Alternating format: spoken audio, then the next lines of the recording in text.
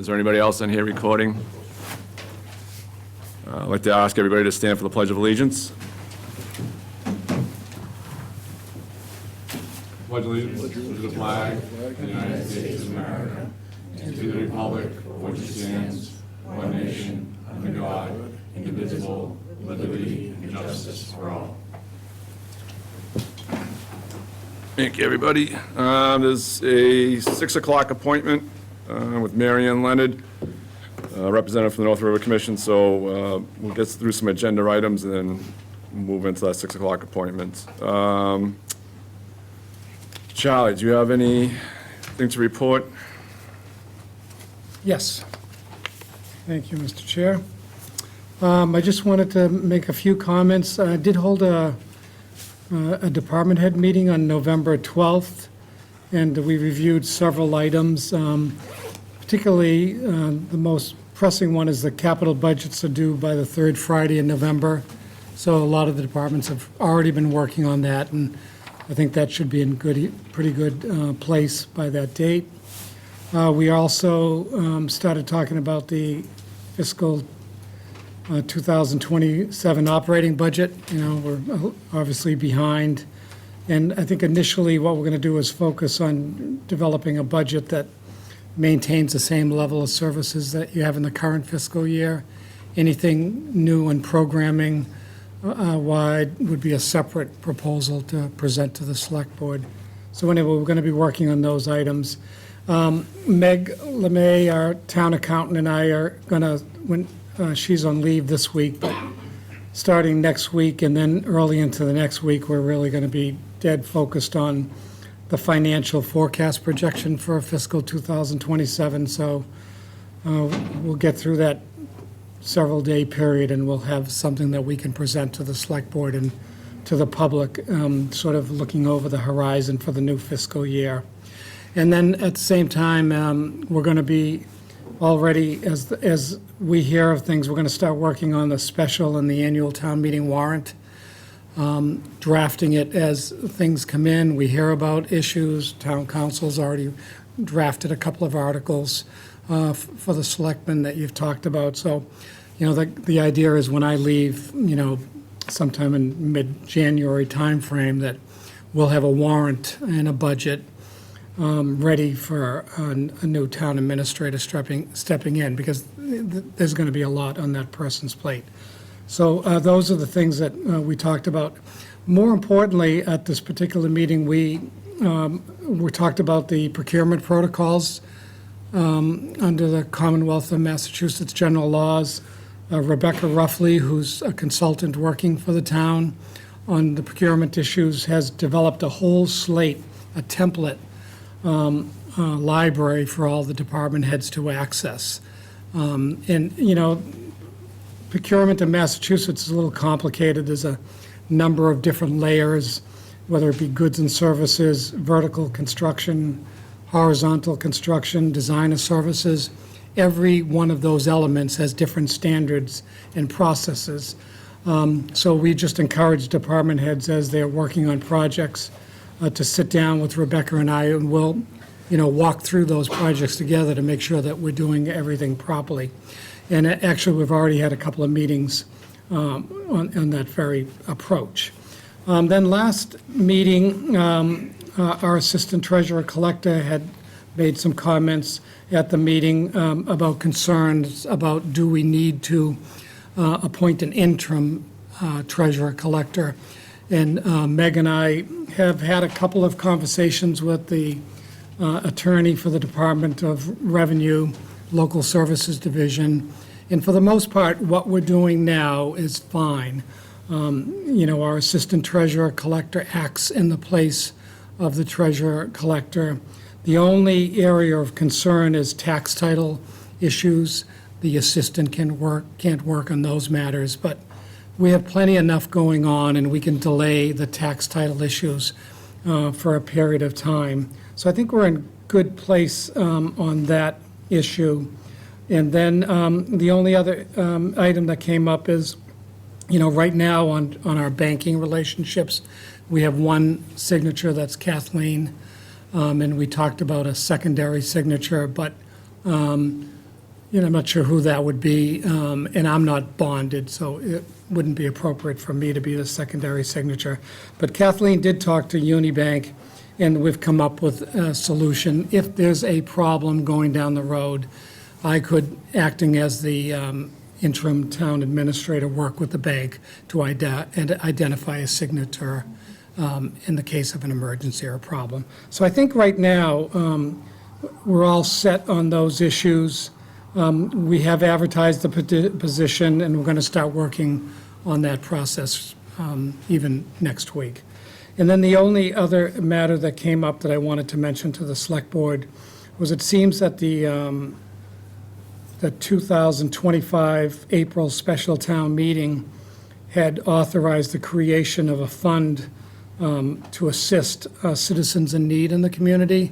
One of the processes in that the Select Board has to appoint a committee according to the town meeting vote.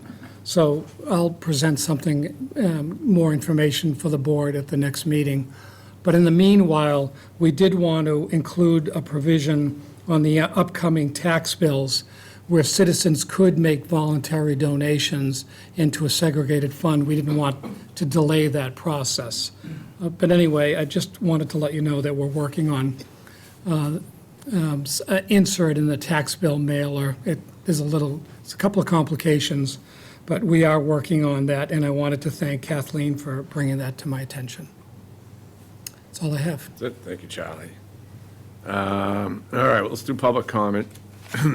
Eric, before we dive into public comment, can I just have 20 seconds for a point of personal privilege? I'll be quick. Yeah, go ahead. Thank you.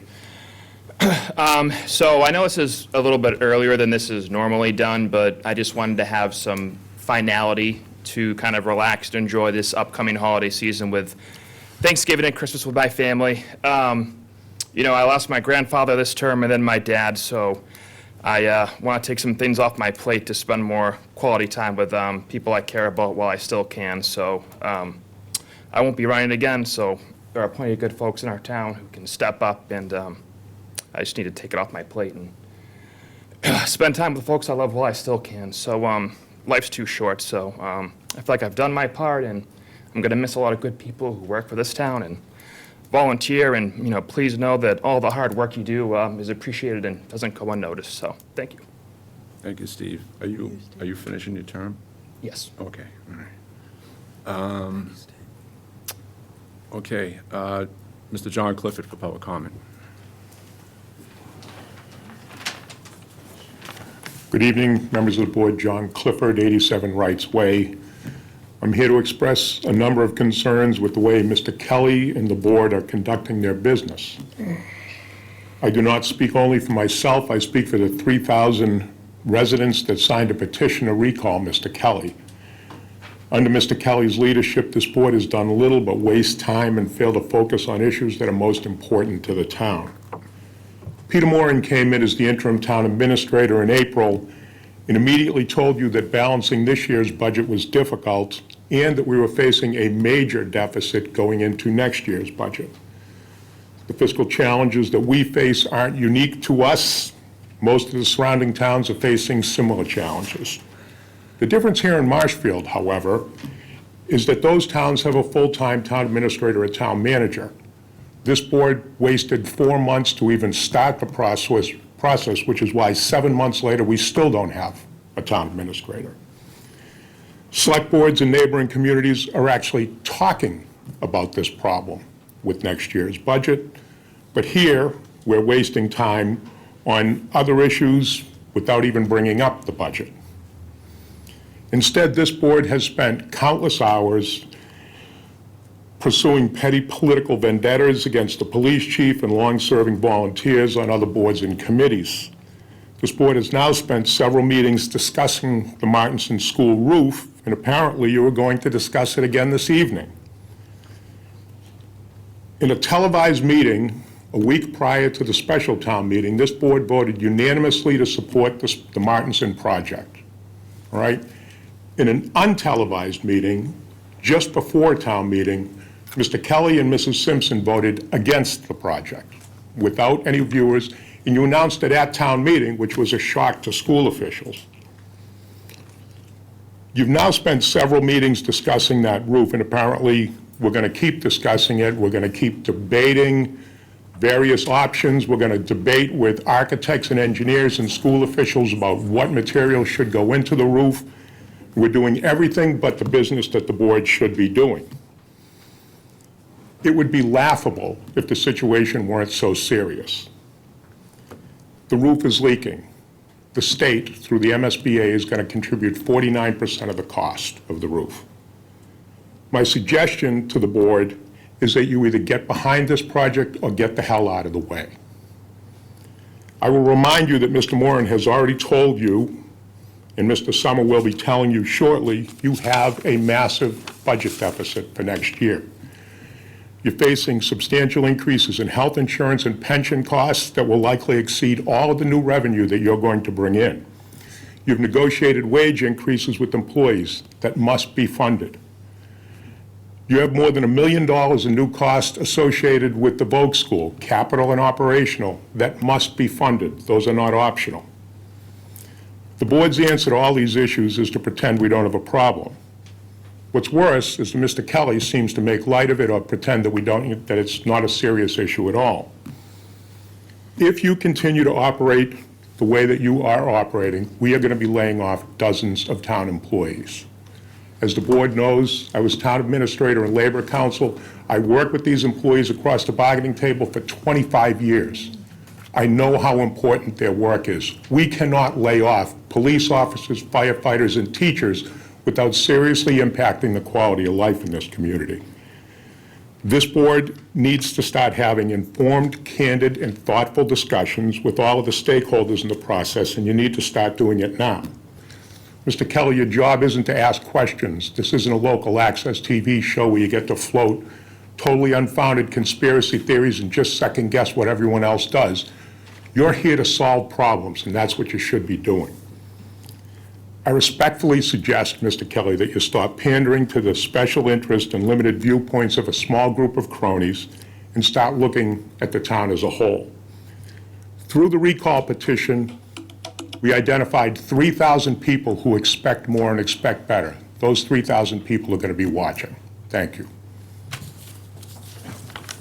Kathy Sullivan, Plymouth Street.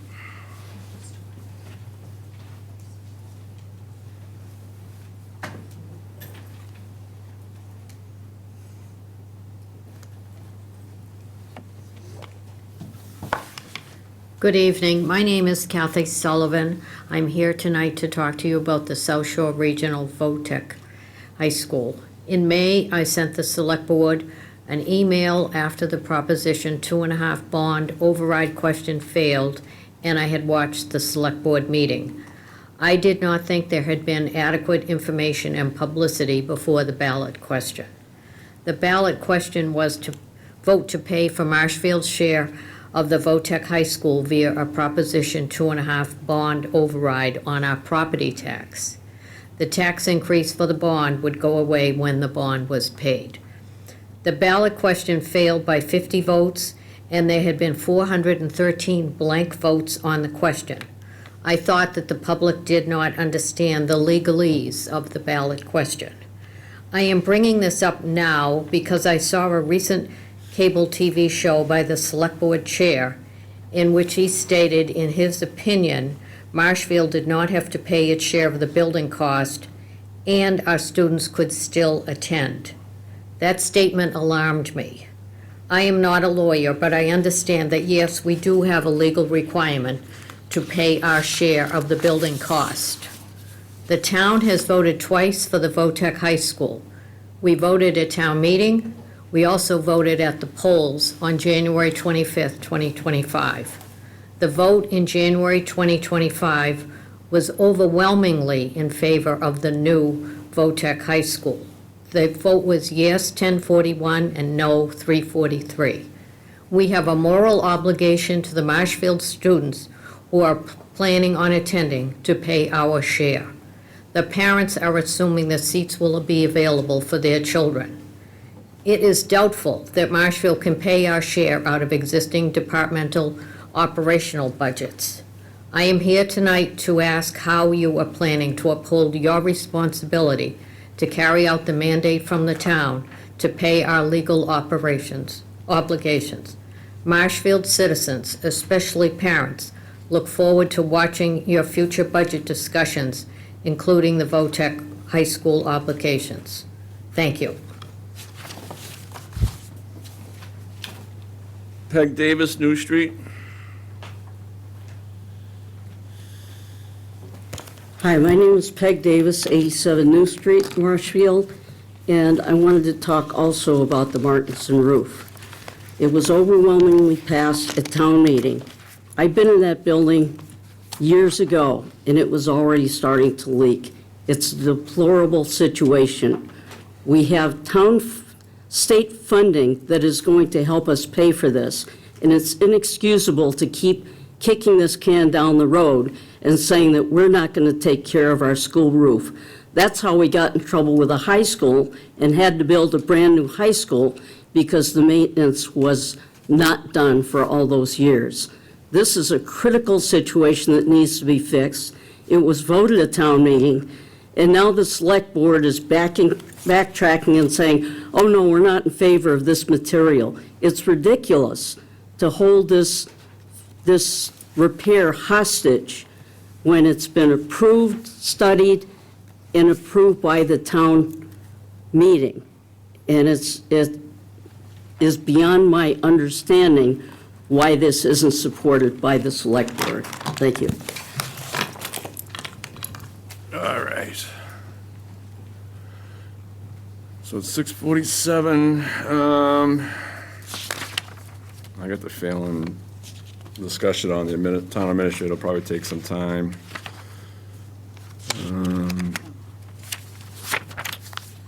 Would you take out of order any employees or? Yeah, so I was just looking at, I think Andrew's involved in 3 things though, so those may take some time. Got 7 is the opioid stuff, but I don't know how much time you want for the police interviews, which is number 20. I Yeah, believe. that may take some time. I don't know what, you may have any thoughts, or Trish. Do you want to do 7? Yeah, because I don't think that should take too long. I can go with 7, absolutely. So, Fire Chief Slav, I think you're going to give a presentation on the opioid settlement, where the money's going. Also Mary Price as well. Is Mary Price here as well? Oh, hello, Mary, thank you for coming.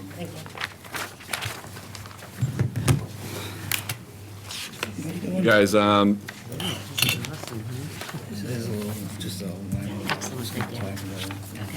you just say your name and address and then give a brief overview. Sure. Please. Michael Sala, 958 Forest Street. And Mary Price, 123 T Rock Lane. Thank you. so thanks for having us tonight. Thank you for It's good to coming. Be here again. Yep. So I'm just going to do a general overview of what we're going to talk about real quick and go over that a little bit. We'll talk about some of the awards that were given out tonight with the select board approval, and some descriptions of the programs that this money's gonna go towards. Mary probably talk a little bit, and some of the other representatives from these groups may be able to speak on it a little better than us, but we'll give you a general synopsis of what they're for. And then I just wanted to talk a little about the work of the committee. So to start off with an overview, June 25th of this year was the first inaugural round of these grants, funding from the opioid settlement fund from big pharmaceutical companies. The committee decided to cap that off at $70,000. So on the 25th, that's what was awarded, and the select board voted on that to award those funds. So there was 5 organizations that received awards. The James P. Harrington Foundation, Drug Story Theater, the Boys and Girls Club of Marshfield, the Ventress Library, and Marshfield Facts. All of those total in the $70,000. Unfortunately, of those 5 organizations, the requests exceeded the $70,000, and what we had was $79,550 requested, which obviously exceeded that $70,000 cap that we agreed on. So tonight, we're here to announce the remainder of the funds requested and agreed upon by the committee to 3 of the organizations that agreed to kind of scale back. So basically, this kind of makes them whole for what they originally asked for. So with your approval tonight, the remaining awards that we're looking to give out, the funding awards, are Marshfield Facts for their Youth Mindfulness Retreat, and that's $2,450. The James P. Harrington Foundation for Narcan and Wellness Training at $2,075. Again, the James P. Harrington Foundation for Counselor and Training Substance Use Prevention Day at $1,875. And the Boys and Girls Club of Marshfield for their Smart Moves and Triple Play Coordinator at $3,150, to a total of $9,550. So these programs are great, and this money that's going to go towards them, like I said, kind of makes up the difference for what they originally asked for. These are very important and useful programs. And I'm going to let Mary and some of the other representatives that are applied for the funding talk a little bit more in depth about what each program is. So let's start with Mary and Marshfield Facts. Sure. Marshall Facts, and just for folks who aren't as familiar with the acronym, stands for Families, Adolescents, and Communities Together Against Substances. And our main priority is prevention, youth prevention regarding alcohol and substance use. The program that originally we had pulled back so that we would remain under the $70,000, which was, speaking from the committee's perspective, we weren't sure how the funds were going to roll out. We weren't sure, what people were looking for in the community. So not to say the 70 was arbitrary, but it was something that we thought was workable. And the grants just came in slightly over that. So I think that was a good estimation from the committee. And then, as Mike said, we wanted to make the other programs whole, and Marshall Facts as well. The Teen Mindfulness Program is done in conjunction with the James P. Harrington Foundation, JPH, and the Marshall Public Schools. And what that does is it allows between 25 and 30 students from the high school to attend a half-day mindfulness retreat. And this is all under under the umbrella of prevention. If we can increase kids' self-esteem, increase their coping skills, turning to substances, might be lower down on their priority list. The school will work with JPH to choose students. And it's really a wide variety of students, and they have some criteria that they look at. And they're kind of trying to look at their high-risk students, whether it's, socioeconomic or other situations, but also on the other end of the spectrum, the real high-achieving kids who are, really feeling the impact of performance.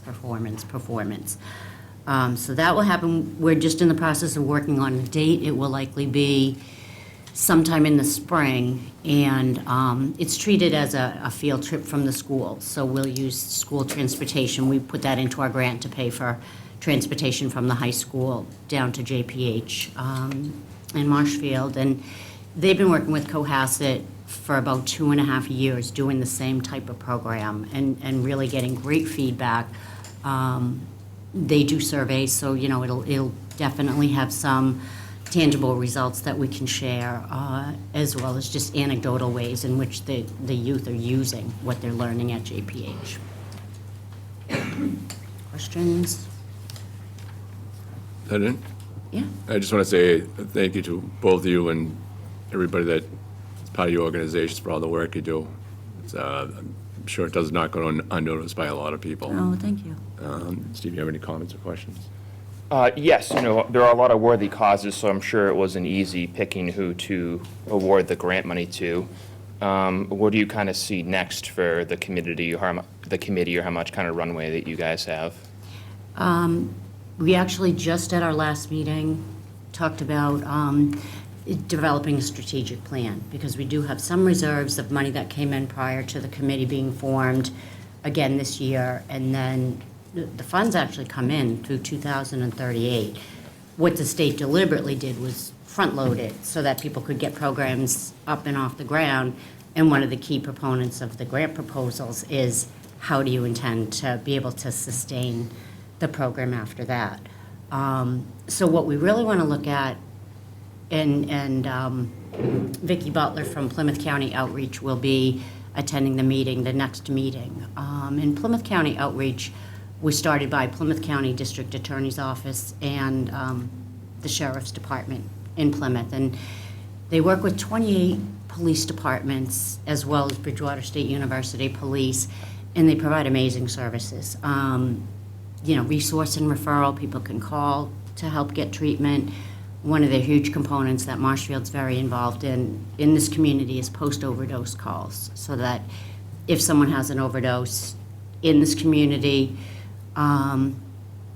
or in any of the other 28 communities, there's a system now of communication that if a Marshfield resident overdosed in Rockland, let's say, Rockland would notify Marshfield, so they could do that post-overdose call. And they try to meet with the individual and the family and offer treatment services. And I don't have the stats with me, but they're very successful at people taking advantage of that opportunity. And what they also do is they'll do at-risk referrals where people can actually contact the police department if they're concerned about themselves, but it's normally more a parent or a family member who's reaching out for help, but they can do resource and referral and help people get into treatment if that's what they want.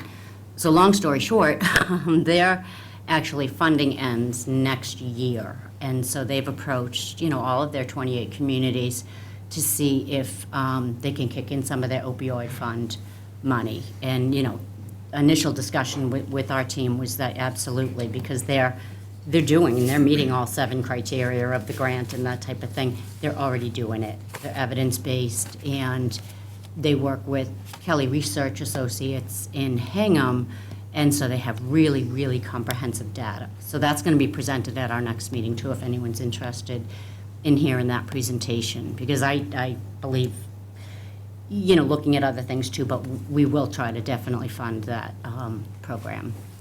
Thank you. Yep, you're welcome. Also, I think, being on the committee, Yeah. we saw these as great tools for our community, but we wanted to know that long-term, it was going to have an impact. So we talked to the police chief, Phil Tavares, and he is recommending more of the mental health clinicians to be able to go out, because the one that we have is very busy. But we also want to make sure that people who are going through substance abuse or coming out of treatment, that the money is helping them. So they might need help with first month's rent. And so these are things that are going to be part of our strategic plan moving forward, so that we have a long-term impact. Right, because we've done a lot, obviously, if you've seen, in prevention, which is huge, but now we really do need to move on to supporting people either in active addiction or in recovery. And there's a lot of ways we can do that, things that don't seem huge. One of the things that a lot of communities have done that I support, I think the committee probably does too, are scholarships for sober living. People, they go into detox, they're in crisis, they spend another 30 days or so kind of getting back on their feet. They move to sober living, and they say, okay, that's going to be $250 now, $250 next week. Right away, they don't have the opportunity to get a job and start making money. So something like that is going to be really helpful too for people. Yeah. Good. So at this point, we're just looking for the select board to vote on the remaining funds to go to the 3 organizations. You all set, Steve? Yep. Okay, so, as the motion, I move that the board vote to approve the payment of grants from the town's opioid fund committee as follows: the sum of $2,450 to Marshfield Facts, the sum of $3,950 to the Justice Research Institute, JPH program, and the sum of $3,150 to the Marshfield Boys and Girls Club. Do I have a second? Second. Aye. Aye. Aye. Thank you to both of you. Very much. Thank you. Thank you, guys. 6 in the nose. Okay, we have a 6 o'clock appointment with the Select Board with Marion Leonard, a local representative from the North River Commission. Marion is informing the Select Board of a new proposed bylaw by the North River Commission that they are proposing to adopt, basically limiting the size of a new floats docks to 10 by 20. By way of background for the benefit of the Select Board, in 1978, I appreciate that, thank you. By special state legislation, the North River Commission was established by the Massachusetts Department of Environmental Management pursuant to the Scenic and Recreational Rivers Act, GL, Chapter 21, Section 17B, and the North River Commission Act, Chapter 367, Section 62 of the Acts of 1978. The North River Commission has representatives and alternates from each town on the North River: Pembroke, Hanover, Norwell, Marshfield, Hanson, and Situate. Each town's Board of Selectmen designates its representatives for the term of 3 years, with no limit on the number of terms a person may serve. The following individuals now serve as representatives of the North River Commission. The protective order promotes public safety, health, and welfare. Its aim is to protect public and private property, wildlife, fresh and saltwater fisheries, and irreplaceable wild, scenic, and recreational river resources within 300 feet of the natural banks, where the wetlands of the North River meet the uplands abutting the river. The order protects the North River as well as parts of associated tributaries in the towns of Situate, Marshfield, Pembroke, Norwell, Hanover, and Hanson. They have authority under state law, independent of our Conservation Commission, to prohibit certain uses and to regulate others by special permit, process for which it is adopted by certain bylaws, standards, and regulations. So thank you for coming, Mary Ann. Thank you. That was a mouthful. Certainly. I guess you guys have some broad power, to my understanding. I guess in regards to the floats, so just explain, I guess, what you're looking to do. Sure. In regards to it. The protective order was written in 1978, and it really has not been updated since then. And so we find it's kind of, without having some more specific regulations, certainly for the floats, it can get, and then, we cover 6 different towns. So what we decided to do is to, and thank you for seeing me this evening, each of us that represent the towns from Marshfield, Situate, Hanover, Pembroke, Norwell, and Hanson, we have met with our local, or we've talked to our local conservations. And in this case, I also went and talked to Mike DeMayo for the harbor master to get their input. And so at this point, we came up with, which is what I just gave to you, which is the bylaw. Basically, it's making sure that we are following all of the regulations within the towns and the states. Marshfield Conservation also has seen this and give us they have seen it I wouldn't say that they approved it, but they didn't have any input of us to make any changes. Same with, I met with Mike DeMayo, the same here. He had a few words that he wanted to change, which we did, and that was reflected into what you're just seeing. So our next step, so this is really just an FYI to keep the lines of communication open with each town that we represent and with the North River. So our next step here is this has to go for a public hearing, and then at that point, after that, then we'll have a vote through the members of the Conservation Commission to make this part of our bylaw. It's kind of just like, hey, how are you? This is what we're doing. Is there a reason, like, are you limiting the size? Like, No, actually, the protective order never had a size in it. Back in 1978, things were a little bit different then. So when we started to talk to each individual town, and of course, depending upon where you are on the river, certain places of the river would never be able to have a 10 by 20 foot float as a maximum. There's just not enough navigation to go through with that. But down closer to the mouth of the river, certainly that can happen. And a lot of people have a lot of larger boats than they would up where the kayaks are more prevalent. So we decided that would be something that would help the individuals, help the homeowners say, okay, so this is what we know we can do. And, then it can be that size, that's the largest size that we have in this bylaw. Depends upon where they live and what kind of boat they have, and that, all of those would be taken into consideration when they come in front of us for permitting. All right, so I'm looking at this, I guess that people weren't getting, building monstrosities out there. It's just something that you just kind of establishing to let people know so they can't put floats out there or to a certain size. I mean, that's all I was asking my original question. It's like, is there something that triggered this in order to limit the sizes or? Yes and no. People do tend to put in what they feel is appropriate for themselves. I mean, I'm sure that the harbor master here has found things happening sooner down the river. It just makes our job a lot easier to say this is the biggest that we're approving, and they know it before they come in front of us.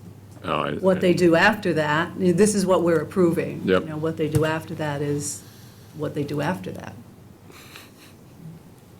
Okay. Any questions or comments, Steve? Yes, no, thank you for coming tonight for the courtesy update. So essentially what we're doing is we're in the process of going from a place where there's no regulations on the size for those floating docks to proposing 10 feet by 20 feet. As a maximum, yes. Okay, thank you. And I know that you've met with conservation and you've met with the harbor master, and I mean, there's so many overlapping jurisdictions in town. Have you had a chance to meet with the floodplain administrator yet? No, I have not. No. Okay. And you're suggesting that because? Yeah, so that would be an overlapping jurisdiction. So, I mean, if you wanted to connect, our building commissioner is also our floodplain administrator, and Andrew Stewart's here tonight. Okay. If you wanted to connect with him. But yeah, he would be another kind of relevant person to kind of touch base with, because it's so complicated. Yeah. Yes, it is. Yeah. And Thank you. Yeah, of course. No, thank you. And for folks who might have an existing floating dock, how would these regulations apply to someone in an existing situation? Would they be grandfathered in, or would this only apply to new floating docks? They're grandfathered in because they have an existing dock. Okay.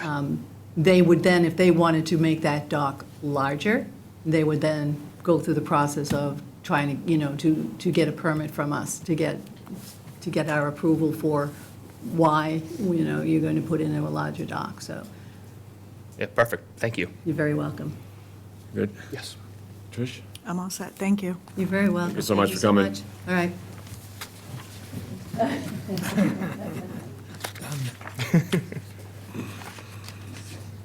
All right. Take up the town administrator search process, yeah. Do we have the representative from Collins? Yes, Mary Arcardi from the Collins Center is here, and if I could ask her to come up to the main desk. Great. How y'all doing tonight? I'm good, how about yourself? Fabulous, thank you. Just give your name and address, that'd be great.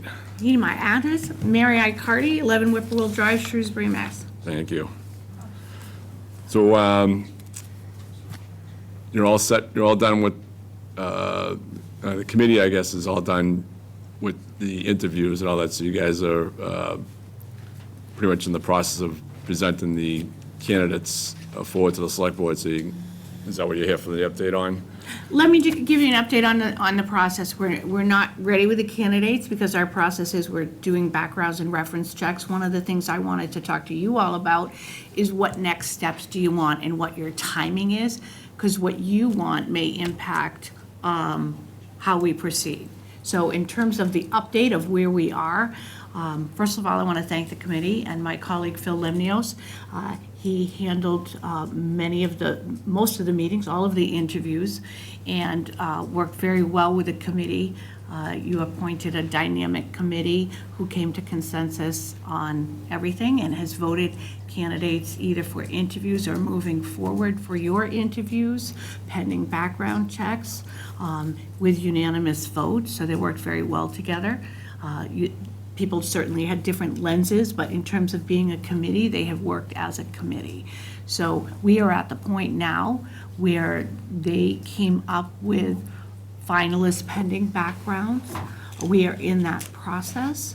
So really, the next step is for you all to decide your process and your timing. There are two ways to go. Well, there's 1,000 ways to go, but two ways that we would have you consider is when do you want to schedule? We anticipate you could complete all interviews in one sitting of approximately 3 to 4 hours. And it's about timing. I know you're kind of crunched on when somebody would give notice and filling the position. I believe we have a relatively hard date at the end. So the question is, do you want to schedule a date while the references are pending, which might save you a little time? What we've found out so far, we see no red flags with any of the candidates yet, and I don't anticipate that. So if you're wanting to have the interviews be a little sooner, you could schedule those, and then if you made a selection, it would be pending final reference or background check. We don't anticipate that a reference will keep anybody out of being a finalist, but until we kind of know what you want to do, we're looking at that. Looking at the holidays, the references may almost be done by the time you would schedule anyways. So I think we're all in the same place. It's what process do you want to follow?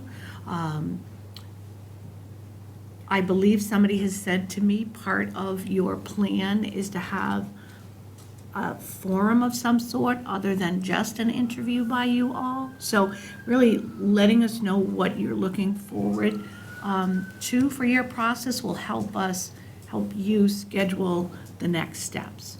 Certainly you don't want to be too far into December. There's people who have travel plans, holiday plans, notice.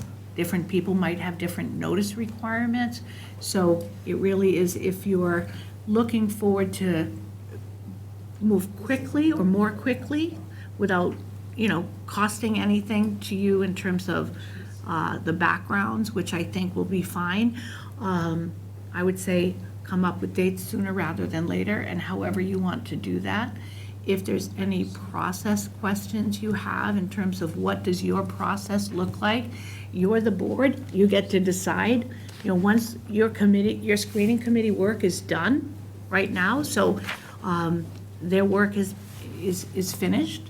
So it's really, the ball is in your court right now, and what you want it to look like is fine.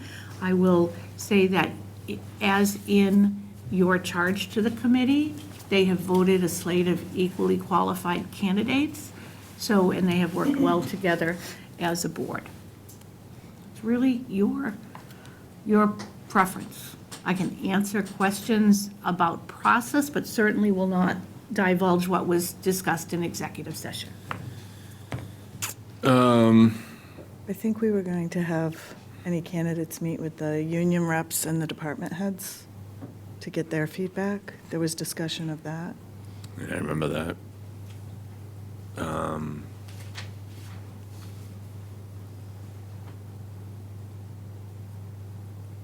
So what do you think, that the union reps and the department heads should meet with the candidates first?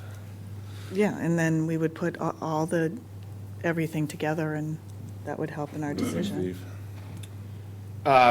So Mary, how many communities have you gone through this process with to date, roughly? Recruitments? Yes, Well over 100, over 100, okay. some a And- few times. Yeah, and so at this particular stage, what has been the most common next step that a lot of select boards have taken? That's a great question. There's a few different variations. Typically, the input from employees and other interests happen before you do your profile, so that it gets tricky when you have staff deciding who their boss should be, so that gets a little tricky. Your lens and your representatives are your screening committee, so you appointed that. A typical process is For example, we're doing a nearby municipality, they had the public forum before the board voted the profile.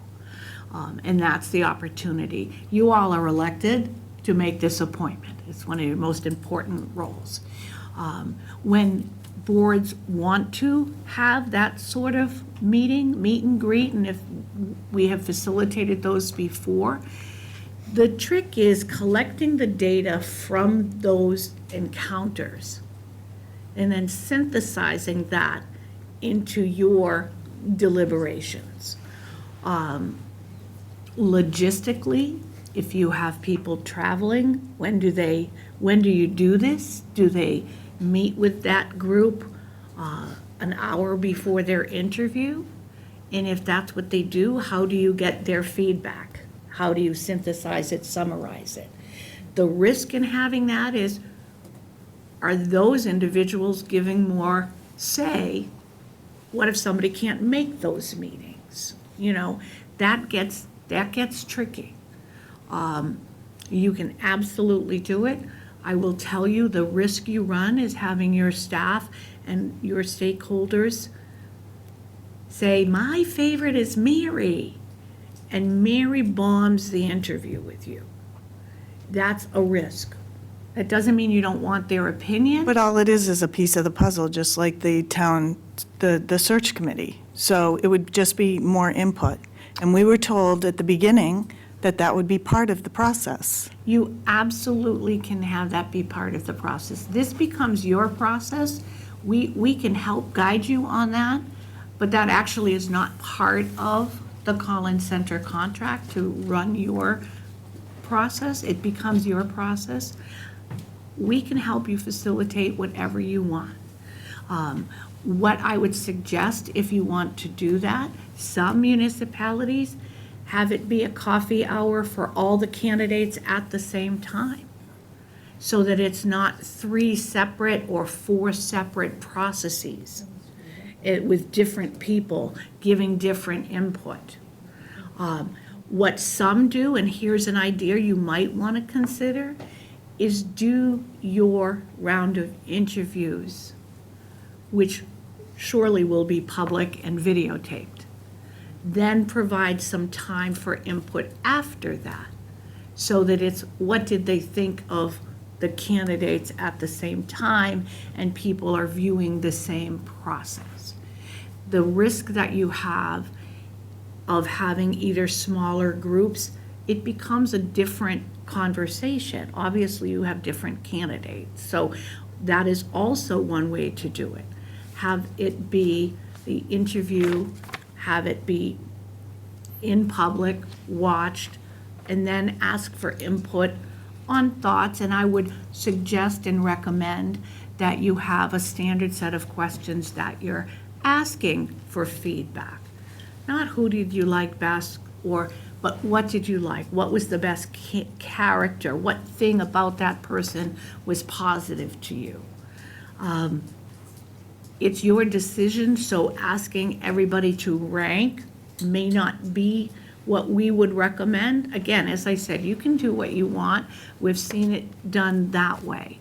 So you could either you'd have a recording, you could have people watch the recording or be present, and then give a number of days to provide feedback. There is nothing saying you can't do interviews and then narrow it to 2 people and then have that sort of conversation at that point. It really is up to you. We recommend that you have the same process. If you're going to do one round, have the same process, and really, quite frankly, the same people involved, which is why it gets tricky if you're having one candidate one day, one candidate another day, another candidate, another candidate another day. So you would really want to put them together. We did one municipality where they had a coffee hour with staff at the same time. So it depends on who, is it public input or is it employee input? If it's employee input, it's a lot easier because you can contain that, manage it, provide for feedback. Sometimes we've seen a little sheet of paper even, a summary of your thoughts. What did you think about this factor, this factor, this factor? You can collect that. You would have time to review that before your interviews. And you're absolutely right. It's another lens. It's another lens. So it's really the will of what you all want to do. When you mention a forum, what are you describing as a forum? A forum could be almost anything. It could be, here is a coffee hour, come meet. You know, by the time your screening committee has done a great job, this is not going to be a screening forum. It's going to be, let's chat about what are the issues facing the town. You could have topics on the wall, you know, economic development. You could have finance. You could, you know, you could create anything. You could have it be the subject of it. We certainly recommend you don't have it be about personal characteristics that could lead to, you know, bias or opinions about something. You really want it to be about the work and that the role that that person will be holding. Certainly talk about, and your committee did a good job with this, how do you deal with boards in a public setting? You know, those are some of the things that you may want to get at. What we will do, certainly they were voted in public by the group. We would be sure that you got the questions, if you don't already have them, that the screening committee asked. They voted those in public session. You could build off of those. Usually we see at the select board level, rather than the questions that the committee put together based on the profile you voted, which were more technical. What is your collective bargaining experience? Describe your budget experience. Your questions will tend to be broader conversation, more about philosophy on things. We did one municipality, I like to throw out their name because I thought they did a great job. The town of Natick had the panel interviews, all of their meetings were public, obviously, but they had the panel interview, and then they wanted to have more in-depth conversations. So then they had facilitated their second interview with candidates where it was 20 minutes on a topic, and they just spoke about it. So it really is up to you. You're not going to get anybody who your screening committee didn't think could do the job. So at this point, it's about which candidate is the best fit for you all and the town. And however you can get there, it becomes logistics. Is that all in one long day? Is that over different days? What is your scheduling for that? What is your preference for that? There's not many free Saturdays in the near future. All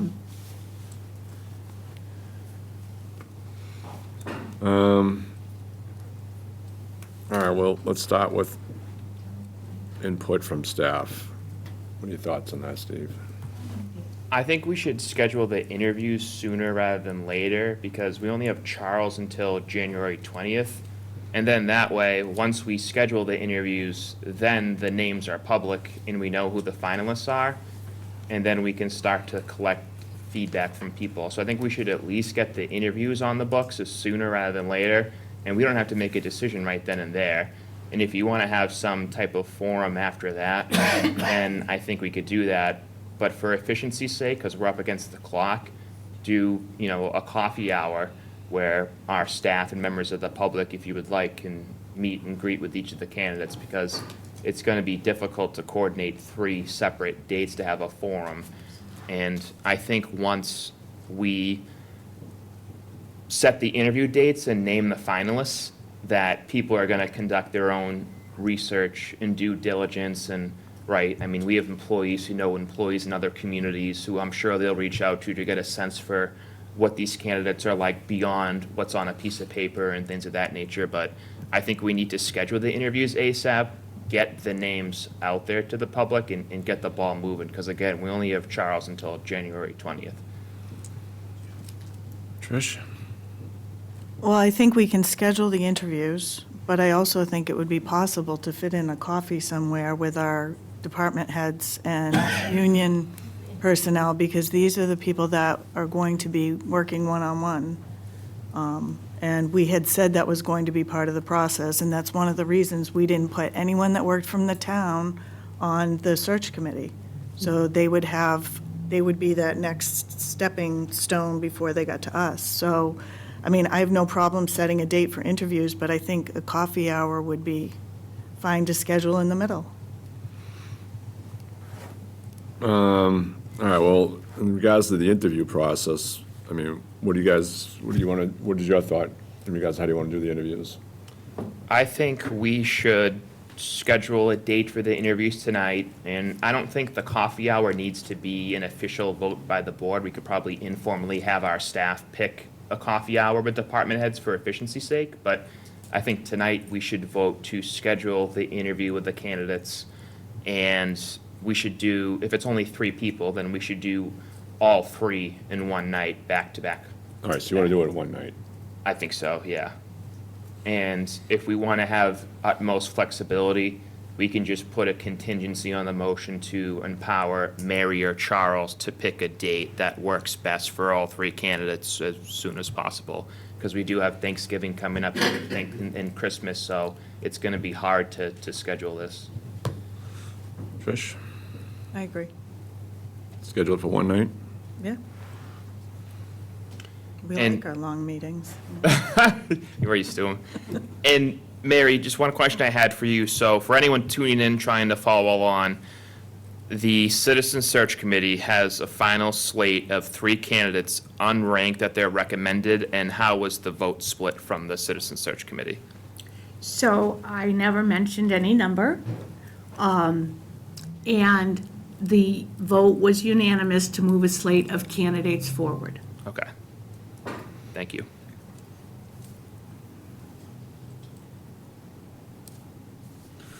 Well, that was the other issue that I'm looking at right now is I had one of the search committee members reach out to me, and they feel that the search committee should have a chance to speak before the process gets any more forward. So I was like, well, let me get the board's thoughts on that, and I'll see what I can do. But what do you think on that, Steve? I mean, it seems like if there was a unanimous vote to recommend some finalists, then I feel like the die has been cast and they feel comfortable with the finalists that they've recommended to the board. So let's, keep this process moving because we're up against the clock. I have no problem listening to someone that wants to say something. So are you in favor of having the members of the search committee come in and give their thoughts in regards to the process? Mr. Chairman, please forgive me.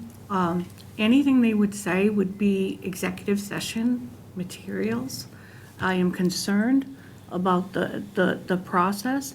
The committee as a whole is a committee as a whole, and individual members, if it's, the votes are the votes, it's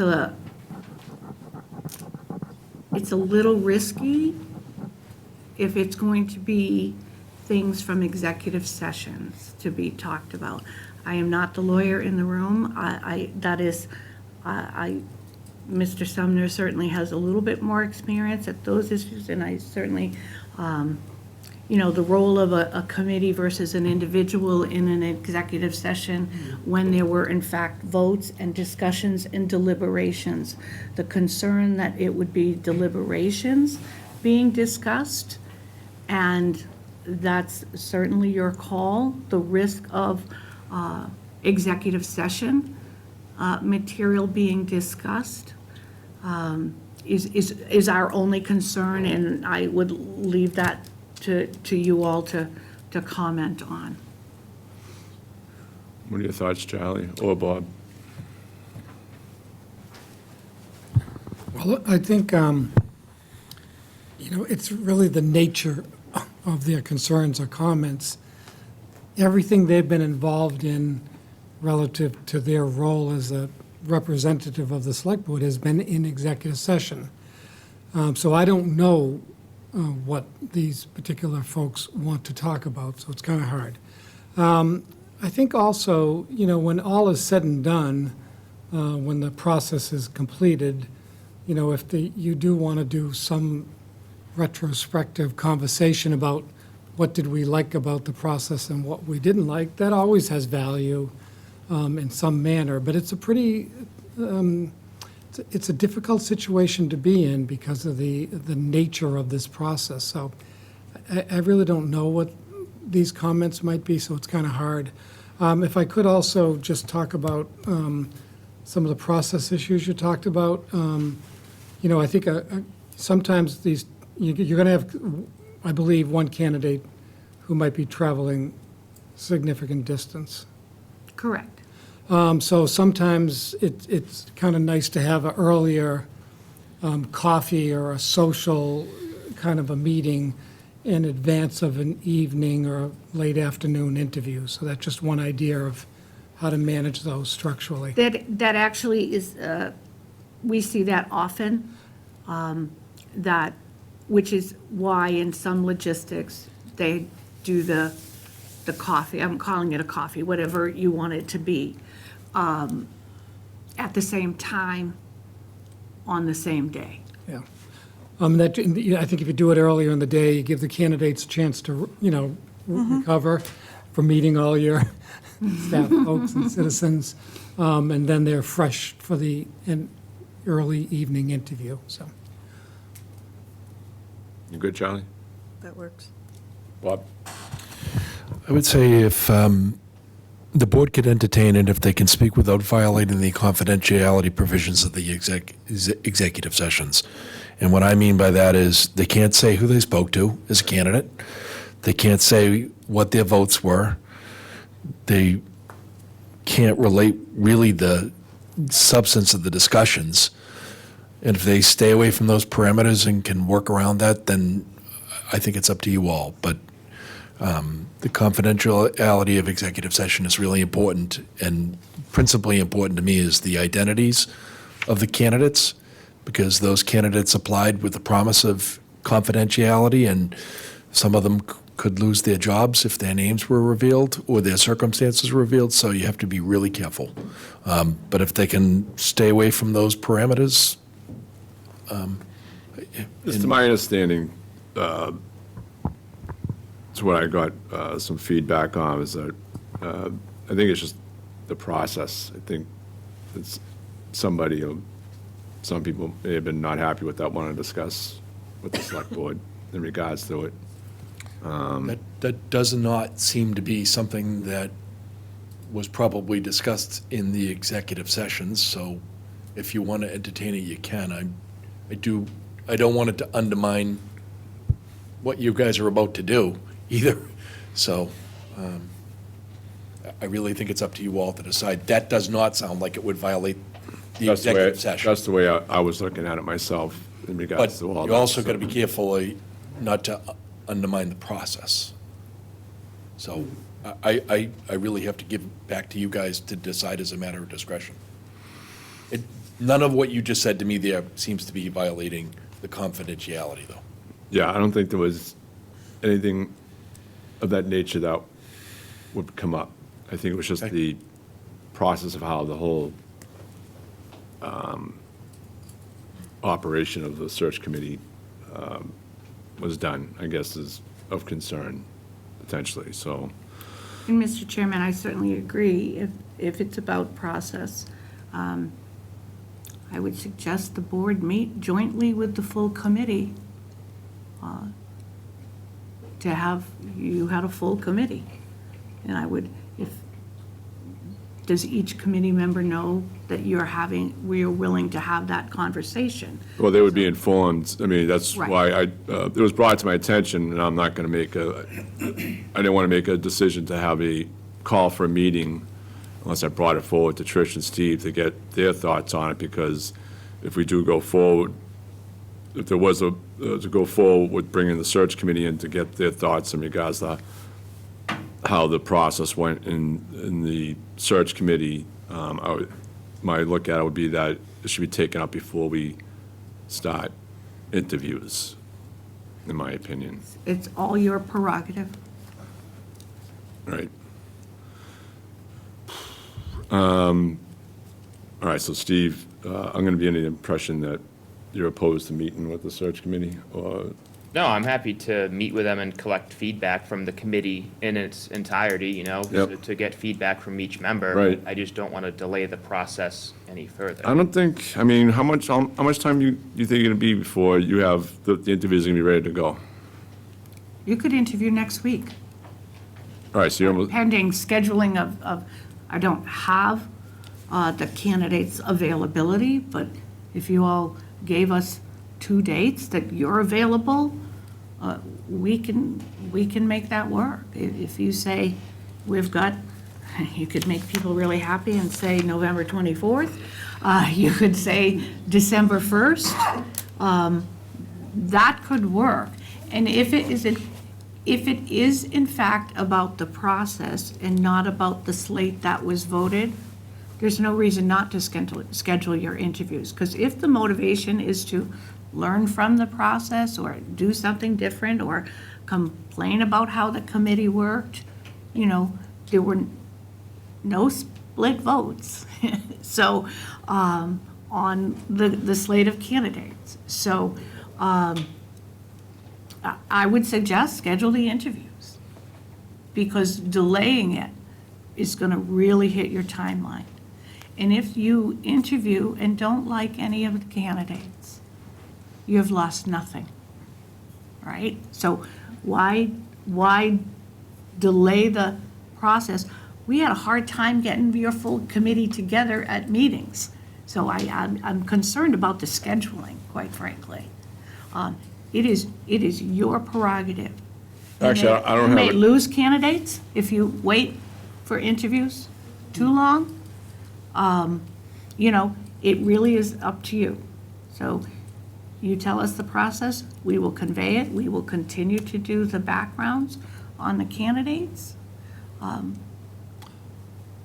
not concerned about, because generally Steve and Trish and I have been pretty flexible in our schedules in regards to setting up meetings and when they need to be, so I would like to get the search committee in here first before we did anything. Mr. Chairman, my reference was getting all members of the search committee. To be fair, if you're meeting with one to get input, their schedules are the ones I was referring to. Who schedules? Your screening committee members. Oh, the screening, the search, yes. Well, I mean, look, we can put a date out there, we're gonna have a meeting, if they can't make it, they can't make it, they can, I mean, there's not what we can do about that. All right, so, do you guys wanna shoot for next week? It's Thanksgiving. Oh, it's Thanksgiving next week, right? Yeah. How about Thursday? See how committed they are. Right? That's funny. It's, If, I know the first, I think we're gonna have a big agenda. So should we do it like on a different night than we generally have our regular meetings? What do you think? What we could do is just craft a motion where we ask, you know, Charles and Mary to reach out to the final slate of candidates and see what dates work for them, find as many dates as possible that work for all 3 of them, and then our professional staff will suggest those dates to us, and we can pick the meeting date.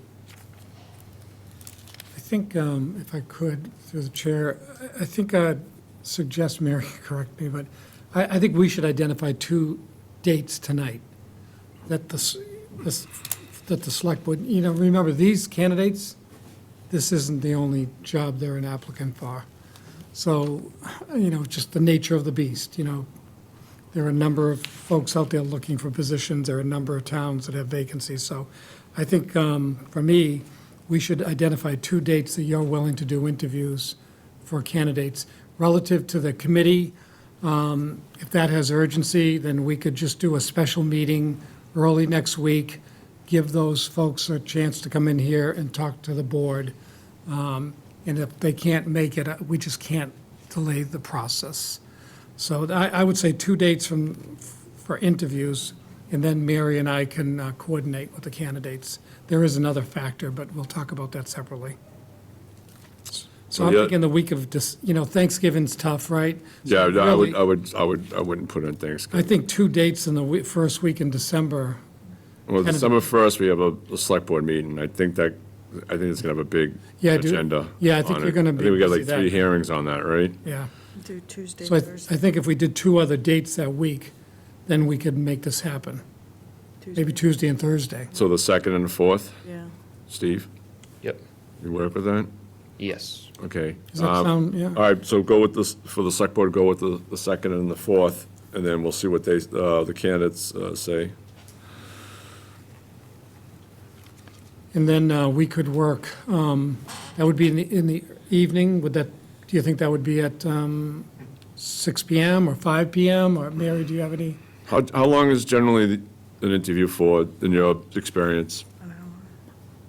Not a full hour. You could schedule them an hour apart. An hour and a half, that would be enough time? So if you have 2 candidates, you could do 5:30 and 6:30. If you have 3, you could do 5:30, 6:30, 7:30. If you have 4, you could do 5:30, 6:30, 7:30, 8:30. So then whatever day that was, that we finalists, then we could set up something during the day that we Yes, could do very a social, typical. a coffee for. Right. Oh, the day they choose? You Yeah. could do 3 to 4 on a day, you could do a half hour each, one at the end, but, because I believe you had indicated that it was for union representatives and department heads. So that's a closed group, Yeah. so that's very doable in that way. So that could be staggered as well, either half an hour each or a whole hour, and we could give you guidance on a survey form of, using what what are the strengths, what are the areas that are concerning, we could help you word something like that. Yeah, I kind of like the idea maybe of doing them separately, giving staff an opportunity to have a more intimate kind of a Right. conversation. And I've sometimes, done them in other towns where they've done them all together. that's a little It's awkward. a little weird, but But often what they it's have, local government, yeah. right? Welcome to our world. Often what we see is, say, give a 5-minute talk about yourself, and really have it be more conversational, getting to know somebody. And then you have a feedback form that everybody in the room can fill out. Somebody can coalesce that and convey that to you, which is different than you all vote on who your favorites are, which is not really what, we would recommend. We want, their input of what the strengths and areas are. All right, I don't think we should be voting on a date set by the select board at the moment, right? Should we just wait until the candidates, and then you and I can discuss it and then put that forward when, Yeah, I think as long Candidates as come I up with- know, I can use the 2nd and the 4th as, well, yeah, we're gonna make sure the room isn't being occupied yeah, by, and then I can, I want to make sure we're doing them Sure. all in one evening, so we'll have to, We'll coordinate. It's good to have that framework, that's all. Yeah. okay. All right, so the other thing is, do you want to set up for next Monday to hear out the search committee if they choose, that they want to come in and speak? What's that, the 24th? Yes, I'm available. you are available? I am available. Steve? I will be traveling, so I won't be available the 24th. So you'll be gone the whole week, right? The whole Thanksgiving week?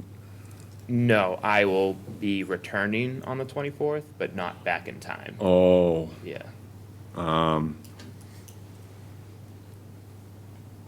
so the 25th might work for you? What about Yes. you, Trish? Yep. 25th? All right. All right, so I'll schedule, I'll work in with Charlie, and we'll schedule a meeting the next week, the 25th, Tuesday, for the search committee. We'll reach out to all the search committee to come in. They want to speak their piece of the process and all that. I guess we'll have to instruct them where they got to draw the lines at, and everything. And we'll go from there. All right? Could I ask one? Yeah, go ahead. Process question. I know, I believe one of the candidates will be traveling from out of state, Potentially. potentially. If there is a candidate traveling out of state, are we supportive of paying reasonable costs for transportation, lodging? Or allowing Zoom, I mean, Or Zoom, sorry. Yeah, what's your preference on that? which can be challenging if you're doing an in-person. Yeah, I'm not for paying anybody's travel expenses, and not a big fan of the Zoom, especially in a process like this, but what's your thoughts, Steve? I mean, it is a standard business practice to provide some lodging accommodations and travel costs if someone's traveling. I mean, so that's pretty typical. So I would not be opposed to doing that as long as it's within reason. And I would defer to Charles's discretion to evaluate that and run it by the board. Well, I know it's a business practice, but we're a municipality and we're kind of tightening our budget, and I don't know, to spend that money, that's my only thought. Yeah, that's the one thing I was rolling through my head, everything, though I don't disagree with Steve's thoughts on it, but I know we're in a budget situation. This person's the one that chose to try and take this position. I just can't justify, in my own sense, spending money for someone else to travel here to potentially get a job. So, And if that's the case, will they be looking for us to pay for them to Move. move out here and all of that? I mean, it's like a snowball. So we could do Zoom, maybe. are you good with Zoom? Yeah, I mean, I think if we're not gonna, accommodate that, I think we should allow a Zoom component. And if you allow a Zoom, the whole thing is that if the other two candidates do a coffee hour, whatever, I mean, it's too bad. You can do. Too bad, you so can do a sad for the Zoom other coffee person. hour. So you can do a Zoom coffee hour. I mean, Okay. there's no reason to do that. And the reason these discussions come up is we have seen many, many times, people who are interested in a job will pay, they have decisions to make. They know where the job was, this is the challenge. Very few look for relocation, because if they get the job, they're gonna know they can pay for it. Some boards say, we'll give you a few $100s for the hotel, you pay for the flight. Why don't we wait and see? We don't know yet, the backgrounds are not done yet, so it's a bit speculative. The screening committee did do one Zoom interview. You can see that I'm trying to dance and not talk too much about some of the details. So, and that was somebody they moved forward, so, to this point. So we think it's important for you to meet the people, the board move forward to you in this process. So we will work on that.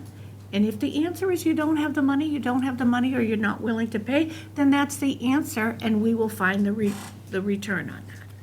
We have not discussed that logistic with any potential finalists because it's too soon. But having your parameters will help us in that. So, I think it is what it is, and we'll go from there. All right, so the way I look at it is, we've got to reach out to the finalists, and then you get back to Charlie, Charlie get back to me, and then Charlie and I will work out If all I have the any details major and issue, dates. you will hear from me, absolutely. All right, and then next Monday, well, I guess tomorrow, I don't know if you have to reach out to Collins, but in regards to the search committee, but unless you have their information, Charlie, let them know that we're going to schedule a meeting next Monday to hear out their, any concerns or positive or negative in regards to the process that was done. And then Was that going to be Tuesday? Tuesday. 25th, sorry, yeah. Okay, yeah, Yeah, just, the 20th, yeah. yep, you're What right. time? So, Would that be 5:30? Make it 6, because I think we might have some small matters to take up, I think. So I don't think it should be a long meeting, so 5:30 is a kind of Oh, I- wearing on me. Yep. Yeah, make it 6. Huh? I like 5:30. I'm sure you do. How about yourself, Steve? Do you like the 5:30? Do you like the later starts on the meetings? Depends on how the workday goes. Yeah, I hear you on that If it's one. a light day, Yes. 5:30 is great. If it's a busy day, 6 is better. Yeah, so let's roll with 6. There shouldn't be too much on the plate for that. So, all right, so Tuesday, the 25th, notify the search committee that we're going to have a session with them. And then, I guess, Bob, can you just lay out the guidelines in regards to what they can discuss and all that, and so we don't get into a situation? Yeah. And maybe you might want to be here just to referee. here All right? for that so- one. Okay. Yeah. ZBA meeting anyway, right? Yep. I didn't think they were meeting next Tuesday. I thought it was Yeah, December. Yeah, I don't think they'll meet until next December. Oh, not next, but December. Yeah. Oh, it is? Okay. There you Gonna be here go. anyways. So is Tuesday going to be all right for you? Yep. All right. All right, so I don't think we have anything to vote on this, so I appreciate you coming in. My Thank you. pleasure, absolutely. And again, I want to thank the committee and my colleague Phil Lemnios, who worked really diligently. And the town is certainly well-served by their dynamic committee.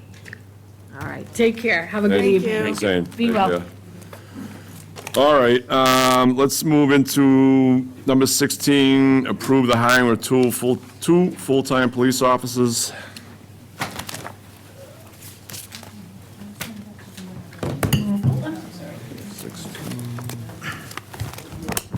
Good evening. Lieutenant Jones, Marshfield Police Department. I want to thank you for your time this evening, having me in. I'm before you tonight seeking the board's vote to appoint two full-time police officers to the Marshfield Police Department. As you recall, myself and the chief met with you in early September to seek approval to initiate the hiring process using the local register law. We entered into this local register agreement with civil service that enables us to hire transfers from other police departments. This gave us the ability to look at police officers who have already been through a full-time academy, excuse me, and have street experience. The traditional hiring process, using a certified list from a civil service exam, can take up to 12 to 18 months before those hires start working. These two hires will be able to begin work almost immediately. This will help alleviate overtime costs and situations where officers are ordered to stay and work shifts to satisfy minimum staffing levels. We find ourselves in this spot primarily due to a few long-term medical leaves of absence. We posted a recruitment announcement on our social media pages. We had our own officers spread the word to contacts in other police departments, and we hired a promotional and entry-level exam preparation company. They then emailed our posting to their email list of a few thousand clients. From this, we received 20 applicants. From the 20, we narrowed the field down to 9 candidates who we felt met the requirements that we were seeking. Of those 9, we began the background and interview process for 8. Myself and Lieutenant Sullivan have participated in every hiring process since 2012, and we've interviewed, I would guess, well over 150 applicants for police officer jobs in the town. Myself and Lieutenant Sullivan held in-person interviews with the 8 candidates in October at the police station. After we interviewed all 8, they were given background packets to complete and return to us if they wish to advance in the process. 1 candidate did not return his package, and 3 others withdrew shortly after receiving the background packages. It should be noted that all the candidates, we informed them when we gave them the background package that we would be reaching out to their current employers. If I were to guess, that's probably the reason why a few withdrew. I think when the rubber met the road, it caused a little hesitance on their end. Once the interview and background process was complete, myself and Lieutenant Sullivan made our recommendations to the captain and the chief on who we felt were the top 2 candidates. The chief reviewed these candidates' files and agreed with our recommendation. This past May marked 27 years of employment for myself at the police department. I've been a lieutenant since 2008, and certainly in my career, and for a number of years prior to that, the Marshfield Police Department has not had a single grievance filed. I believe that's a direct correlation between our hiring process and the lack of grievances. We take great pride in vetting our candidates, and we try to hire people who we feel will be a good fit for the department. The two candidates submitted to you tonight for a vote represent our background process, myself and Lieutenant Sullivan's recommendation to the captain and the chief, and the chief's concurrence and recommendation to the board. Therefore, I would ask the board to vote tonight to appoint Matthew Stewart and Neil Kane as full-time members of the Marshfield Police Department. If approved by your vote, they'll be given conditional offers of employment that will require them to complete a physical abilities test, and then a psychological screening. Once they've completed those three things, they'll have satisfied all of their civil service requirements. They can then be hired, start working, and then there'd be some additional training in-house. They'd have to, traditional process for a new recruit is 48 shifts on the field training program. Because they're coming with experience, we cut that in half. So conceivably, they could be working certainly in December, complete their field training, they'd be assigned to their permanent shift by the start of the new year.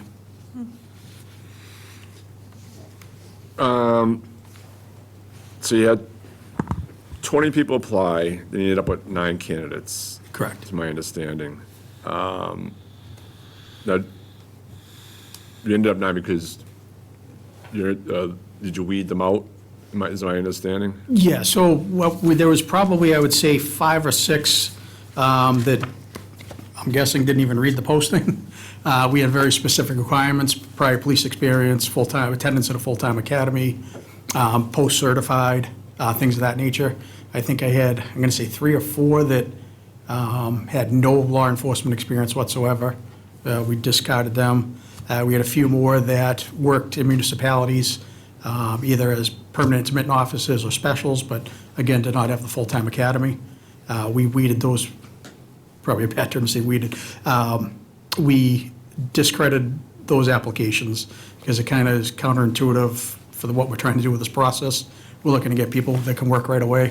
So we didn't really want to waste our time interviewing people that would have to attend an academy. And then you end up with 8 interviewees, I believe. Correct. And then you said, how many dropped out when you informed them that they're going to notify their employer? Well, I would just, that's my guess as to why they withdrew. I just All right, want so to be clear. all on right, that. so you, so let's put it this way. Let's say if that was the case, Mm-hmm. and I can understand they dropping out if they didn't want their employer to know for whatever reason. Yep. But, I mean, don't you think you lose potential candidates? I mean, is there another way you can do it without, like, making the employer the last stop of, if you needed to discuss anything with them? Yep, so that's what we explained to all of them, is that if we didn't feel that they were rated high enough in our process, that we would hold off on contacting their employer. So there were 2 that withdrew that we didn't have rated towards the top, but they withdrew anyways. I'm not sure the reason for that. There was another one that we had rated fairly highly, but withdrew after receiving the background package. Okay, so, all right, so what you're saying is that you inform them that if they don't rate high enough, that before they get to the process of notifying their employer, they can excuse themselves. Well, yeah, we tell them that, and we also, it's tough if it's a traditional recruit candidate, the gloves are off. If you want this job, you will tell whoever it is that you're working for, this is my dream in life, this is my goal job. You can contact whoever. When you're dealing with police officers who work in other civil service communities, we have a great command staff here, a very good chief. I don't know that that's the case in a lot of other places, so I would imagine people are worried about retribution, if they're worried about their chief or other members of the department finding out they're looking to leave. So we kind of honored that and respected that, the position they'd be in, if they had to tell people that they were going to be applying somewhere else, and ultimately, we never offered them the job. No, I get that and could certainly understand that. I was just wondering, like, when you were giving your background on it, I was like, all right, well, when we informed, you had 8 candidates, and then, but the only thing is that when you said you will you're going to inform, talk to their employer about them, and then and a few of them dropped out. I was just wondering, is that a process that should change, because you don't know, you may be losing candidates that could be quality, but you're saying that you kind of already rated them before you even get to that point, Yeah. if I'm understanding it correctly. Correct, and there was one candidate who we had rated very highly, who withdrew. Yeah. Now, the reason for that, I don't know. Right. They certainly, they're police officers in other towns, they're not on the post-decertification list, so there's no disciplinary issues that we are aware of, but, I mean, it very well just could be a personal decision on their part, too. Okay. So where does that lead us up to? Because you were looking for a third person. So we had asked for a third. We recognized in this process that we have 4 or 5 viable candidates.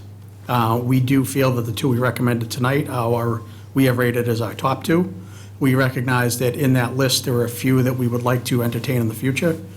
We just want to take a look at next year's budget prior to considering the third. I think the worst thing we wouldn't want to have happen is hire a third and then be looking at a layoff situation. That wouldn't be fair to them. I don't think that'd be fair to anybody, so Yeah. I appreciate the way you, Yeah. the chief of. But we did want to leave that provision, because we do see some attractive candidates that will still remain on this list prior to, after tonight. Okay. Steve? Thank you. Yes, I just wanted to, give some background for the 2 candidates. So Matthew Stewart grew up in Situate.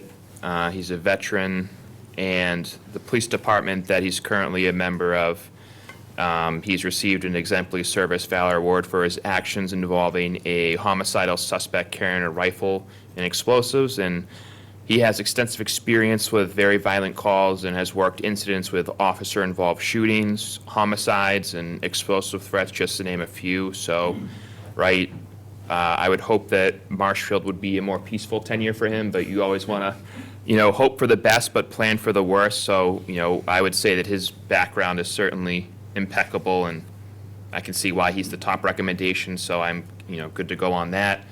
And then Neil Kane, he is currently a detective at Northeastern University, and he lives in Marshfield and has a kid here. And I think it's great when we have people who work for the town who live here, because they're stakeholders in the community and they care about what happens, and it just gives that additional layer and level of investment. And, he's also, by nature of working at Northeastern, he's seen quite the broad demographic spread in all sorts of walks of life, so I think that would be very helpful. And, I think it says a lot that the people want to come to Marshfield for positive reasons, and I think both candidates mentioned in their interviews that the culture that exists in the Marshfield Police Department is what attracted them and drew them to come here, and the fact that they're willing to give up their seniority and be the low man on the totem pole and even go from a day shift to possibly an overnight shift because they've lost their seniority, says a lot about our police department. And, I concur with the 2 candidates that you're recommending. So thanks for all the time you put into it. Great, thank you. We also get close to the home, to my understanding as well.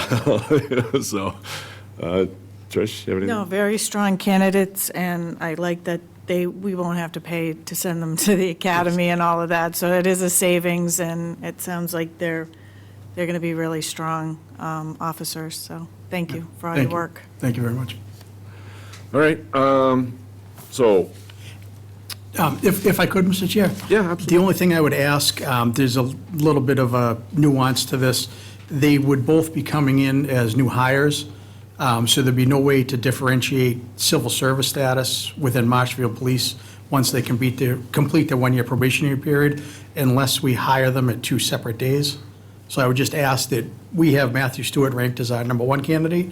If you choose to vote tonight, yes, I would just ask that we make his hire date effective one day, and then Neil Kane's hire date effective the next consecutive day. Just so in the future. So today's the 18th, so hire Matthew the 19th, and then hire Officer Kane the 20th? That would work. Yep. It just helps down the road for civil service status and seniority purposes. In a traditional list, you would have, the candidates would be ranked by a score, so that's what that would default to. This is a different process.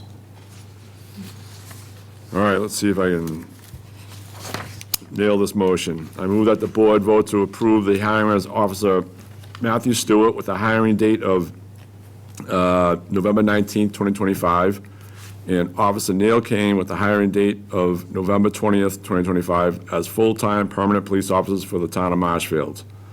Do I have a second? Second. Aye. Aye. Aye. Thank you. Thank you very much. Lieutenant Jones. Appreciate your time, thank you. Thank you. Okay.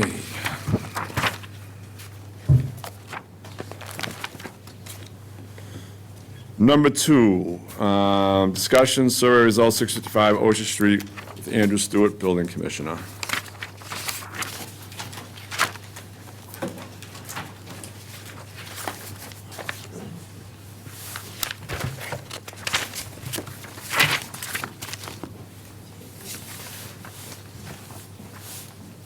It's you.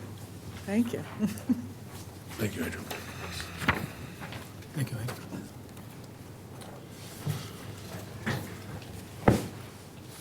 Thanks for having me here tonight. First, Andrew, yep, just name and address, please. Andrew Stewart, Building Commissioner. First, I would be remiss if I did not mention that since the last Select Board meeting, we lost a valuable member of the building department in the town, in David Carlo, the local building inspector, passed away about a week and a half ago. We're going to be having a celebration of life for him at the Elks Lodge on Saturday from 1 to 5, and all are welcome. I encourage any residents or contractors or anybody else that Dave affected or had a positive impact to please attend and share any memories. And I also would like to personally thank Trish and Steve for reaching out and expressing your sympathy and condolences to me and my department for our loss. Thank you. Before you have the report from the survey that we conducted that was requested at your behalf after our last meeting, where we declared that the house was unsafe and I was ordered to enter the building with a crew and make it safe and secure. We did that with Service Master and Facilities immediately after last meeting. Got that taken care of. They did an excellent job, secured it with a lock, 2x4s and some plywood, so it's no longer accessible. I have the key to that property now. So we went in with a survey consisting of myself, a survey board consisting of myself, Fire Chief LaSelva, Town Engineer Ken Ryan, and one disinterested party who I asked was Fred Monaco. Fred serves on the planning board, but he is a town resident and had no direct interest in a legal sense in that property. So I felt he was a good candidate. And so we went in and we inspected the property. The house is definitely in serious disrepair. It appears unused and uninhabited and abandoned for quite some time. It looks as if some point during there they had tried to do some remodeling work. We don't have any records of any permits being pulled. It was obvious that some electrical work had been done, some framing work. The stairs had looked like they had been rebuilt. But there were some holes in the roof that had caused wetness to come down through the ceiling onto the floor of that loft, second floor loft area, and then down and start degrading the floor on the first floor area. As we walked around, it was quite spongy. You could feel we were tense, just kind of all walking together in a group to make sure that it wasn't going to be, fall through or anything like that. So we all definitely determined that the structure is unsafe and should be demolished in the interest of public health and safety. The property has not been maintained. It is severely overgrown. We could not access the crawl space. We could not access the rear of the property, the mechanical room, and we could not enter into the garage at all either, which also shows signs of significant disrepair. So it is our recommendation to the board that this structure be demolished and that we pursue demolition. Also, in the interim, we have been able to contact the living relatives of the now deceased owner of the property. Last time, we did not know that he was deceased, which explains why we've been having trouble getting in touch with anybody. So with the help of Kathleen Maresco, we've been able to make contact with them. And their intention now, as I understand it, is to sell the property as is and to recoup any fees or anything else owed to the town through that process. And that's pretty much all I have in regards to that. I think that, you know, as we can require the demolition or do the demolition ourselves if we feel that that's necessary to take those steps. That might complicate things legally when we have people that are willing to sell the property and resolve their financial issues with the town. I think it presents an opportunity for them to sell the property as is, knowing that the structure must be demolished. And that would be a caveat of the purchase and sale of that property. So I feel like you could kind of move in either direction, and that would be your prerogative. So, it's my understanding you did find the owners of the property. Correct. Okay, and so what do you think, my understanding is that, what you're saying is that is it an issue with them in regards to requiring them to demolish the building, or is it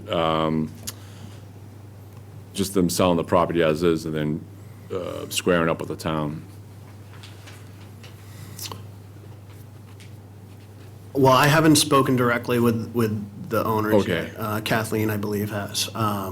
And they, I think, are coming in to meet with her. I'm not sure. All right, so everything's premature right now in regards to what's going to happen going forward. It might be worth waiting until Yeah. those discussions happen to make a more formal decision of if the town wants to act and demolish the structure, rather than waiting for them to either make a decision or to try to sell like, they could demolish the structure and then sell the property as is, you know, or they could sell it as is with the structure.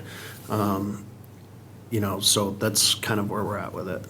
But you're not recommending like an immediate action on it, is what you're saying? No, but I think that the longer we wait, the more it's going to degrade, that it does need to be demolished. It's not a candidate for A rehab. or anything like that. It's also in a flood zone, so any work there would require that the house to be elevated anyway. So, and I have no idea what that foundation looks like. We couldn't really determine whether or not it was a poured foundation or whether it was a cement block foundation that was parged over to make it look like it was solid and not block.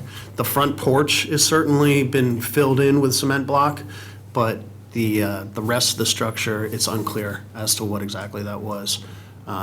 But either way, the structure itself would have to be elevated there, whether it was, if the existing structure was capable of being added to and put flood vents in and all that, that's fine, they can do that, or, and then rebuild a structure above it, or they would demolish the structure entirely, level the site, and then begin new construction in accordance with codes. Question, Steve? Yeah, when stuff like this has happened in the past, and whoever the next of kin that the property falls to in terms of ownership, when they sell the property, the town always recoups whatever Right. cost it incurred for, you know, boarding up the property or demolishing it. So I'm not worried about that, and I'm sure that'll happen in due time. And just wanted to say, I'm sure it couldn't have been easy, but, you know, I'm sorry to hear about Dave. He was a really good guy, and I always enjoyed any opportunity I had to talk to him. Thank you. Trish? No, I'm all set. That's it. All right, I think Bob has. That's a quick question. yeah, Do you need help with a lien on the property? Because That's- there's no one alive to be able to, that has the authority to actually promise to pay you. And if we record a lien on there, they can't sell it without paying us. You know, that's kind of not, ultimately, the liens and whatnot, it's not really kind of my call. I think that would be more a call of the board, or maybe working with Kathleen, because she has some tax liens going, as well. Yeah, I'll work with them. I just will need your costs and expenses.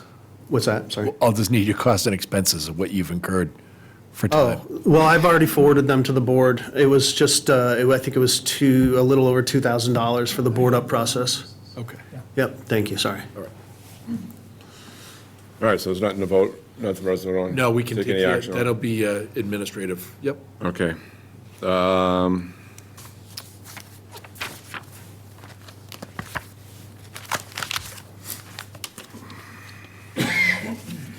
Number 9, discussion, vote, installation of Enterprise Drive Business Directory. Are we done with Andrew? Thank you, Andrew. No, I think that's part of Andrew. You know- Actually, well, Chris and they've got it. I was looking for, see if Andrew was fine with what they're the direct- proposing. Yeah. Always a pleasure. How's everyone? Good, how are you? Good yourself? Good. Chris Yang from Health Circle, 120 Enterprise Drive. How's everyone? We're good, thank you. How about yourself? Good. So I'm trying to put a directory on Enterprise Drive. I've been working with Andrew since I believe late July, just trying to understand the bylaws. It's not my specialty by any means. He can tell you by my email communications. It's not my specialty by any means. So we're working with him. I've notified all the butters just to make sure that we're being accommodating to all the people within the park. I reached out to majority of the, if not all businesses via their contact us page. Some of them I went as our neighbors, as well as through email communication and their contact us forms. Heard back from a few people. Everybody asked the question, what does it cost? Well, I don't even know if I can do the project. So I guess ultimately I figured get Andrew's blessing, present it to the board and see, can we move forward with this? And I think ultimately Andrew or the planning board has final say, I believe. I could be wrong. I don't understand the bylaws 100%, but this is more of a, let's have this discussion, get the town's blessing. It's something that we like to do, is to always be informative and just be transparent as possible. We have spoken to Chief Tavares as well. He signed off as long as where the placement is on the rendering currently. He has no problem with it. He doesn't seem like we would be obstructing traffic or causing danger at any intersection at this time. I believe South Shore Chamber of Commerce recently on November 7th did reach out to other businesses that might have been missed, but I believe now everyone's been notified multiple times if they would like to be on the board. Our goal is to get Andrew's blessing, get select board's blessing, move forward, then we can say, hey, 5 businesses want to go on this board. We'll divvy out the cost of, let's say, who wants a bigger piece or smaller, and we can then start figuring out the costs and the final install for Andrew's blessing and kind of go from there. You and I have conversed back and forth on this, and I had no issue with it. I mean, the only thing I was just looking at, like you did, you took a picture of where it was gonna be located at. The only, I guess, besides that was with Andrew. Are you comfortable with it, Andrew? You have no problems with it? Well, I don't know because I haven't received a permit for it, okay? I give the final say on the building, on the sign permit, when it's applied for, and it's got to meet all the different regulations and everything. What I've recommended here is because, and I'll read you the bylaw real quick so you can understand. In the industrial zone, a sign or assembly of signs which are similar in size and appearances and which serve as a directory of occupants are permitted, provided the aggregate area of such signs or signs does not exceed 40 square feet. No, not more than one such directory sign may be located at each entrance roadway to the industrial zone within 250 feet of the boundary of the zone and not closer than 15 feet to the edge of the roadway. Illumination, if any, will be indirect white light only. So we already have a directory sign down by Roach Brothers for that entrance. We don't have one at the Commerce Way entrance. What we're really looking to do is the placement of it. The placement of it, the location, is on town property. So what we've done in the past is the select board has approved through either a lease agreement or some sort of agreement with the entity trying to put the sign on town property. So that's really what we're here for tonight, is to either figure out whether a lease agreement is going to be required for that, or if the town will just approve for them to put a sign there that will serve all the people in the industrial park. Okay, that was one thing that wasn't brought to my attention. What you're saying is. Pardon me? That was one thing that wasn't brought to my attention in speaking to Christopher, was in regards to what he was asking us, and you're saying that it's town property, and is there a possible necessity for a lease agreement or something like that from the select board, right? Yeah, that might be a good question for Bob. Yeah, I mean, we have circumstances where we do allow some intrusion into town properties, but we always have a license in place, which is revocable at our choice. Like, for example, if we needed to realign the roadway, we would then tell them with advance notice, you're going to have to move your sign. But I would recommend that the board, if you think a directory sign would go there, grant such a license, and we could prepare that. We've done that in other locations. Yeah, sorry, license, not lease agreement. License. The one thing I will tell you is there is an existing directory sign out there by Modera. After Eric and I spoke about this, I actually went out just to take a look, and that Modera sign will have to come down in order to get approval for a new one.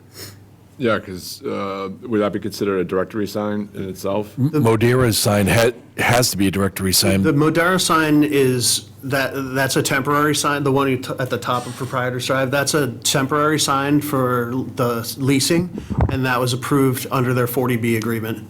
That's separate from an overall directory for the industrial park, and it's not located in a approved location for the entrance to the industrial park either. Yeah, I know, I saw that, that's what I'm talking about. So is, so you're saying Proprietors Drive, but what about the picture here showing Enterprise Drive, right? So they actually have signs on both entrances. Right, so is that considered a directory or just an advertising? I don't know which one you're referring to on Enterprise Drive? That's- Okay. That's a temporary lease, or that's a temporary leasing sign that's allowed under their 40B agreement. Okay. so That's not a directory, because it doesn't include multiple businesses, it's just for that one. Okay, all right, I just wanted to thing. make sure of Yeah. that, okay. All right, and then, Bob, do I have to include in the motion, in regards to what you said, in regards to the When you say approve, the license? yeah, why don't you say where I moved that the board vote to approve the installation of a directory sign compliant with the Marshfield zoning bylaws and pursuant to a license agreement.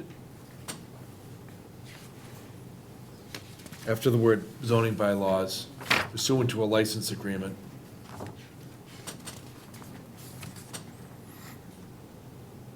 And then we're good after that? Yeah, and then I think I made a mistake on the road. It should be Enterprise Drive. Oh, all right. Sorry about that.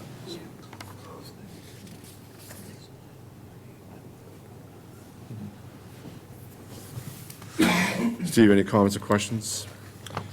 Just one, but it might end up being moot, so I know that, this doesn't apply to Health Circle, but I know Modera has that temporary sign at the end as part of, their 40B agreement, but just the bylaws, I believe, only allow one sign purpose at the end of the street, so if Modera wanted to hop on the directory, they would have to take down the temporary sign that's currently up. Okay. We have reached out to Modera as well. They do show interest. However, like every other tenant in the park, what does it cost me? Yeah. Trish? No, good, thank you. Of course. Okay. So the motion, as reads, I move that the board vote to approve the installation of one directory sign compliant with the Marshfield zoning bylaws and pursuant to a license agreement at the cost and expense of Health Circle in a location approved by the building commissioner at the entrance to Enterprise Drive, contingent on the removal of the existing directory sign from Modera. Is that correct? Yeah, you don't need the contingency part because Andrews determined that to be a temporary sign, so. Okay, so we're going to strike contingent on the removal of the existing directory sign from Modera. Right. So do I have a second? Second. Aye? Aye. Aye. All right, you're all set. Thank you. I think- It was a pleasure. I got one more for you, Andrew. Yeah. Sorry, it's a lot of, Oh, Fall to start? the solar grid. fourth one today. We don't need Andrew for A, but just B, right? In regards to the permit, waiving the permit fees? No, that's withdrawn. That's those two motions. You're going to So take. both of them are withdrawn? No.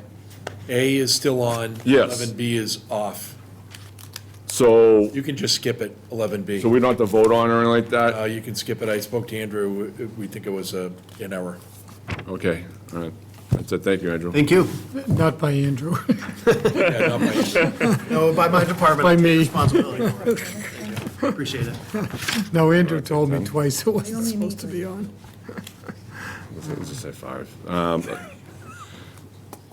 We're going to move to have a break for 5 minutes. Do I have a second? Second. Aye. Aye. Aye.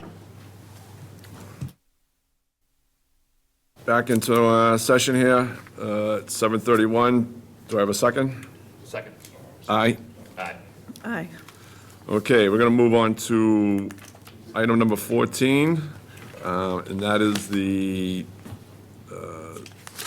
approve the gratitude of a gift catered dinner to the entire Marshfield Fire Department and staff with a value of $1,350, but a value of $27 per person by the Flaherty family for their assistance with personal medical emergencies. So I'm going to read a letter from Jocelyn Flaherty.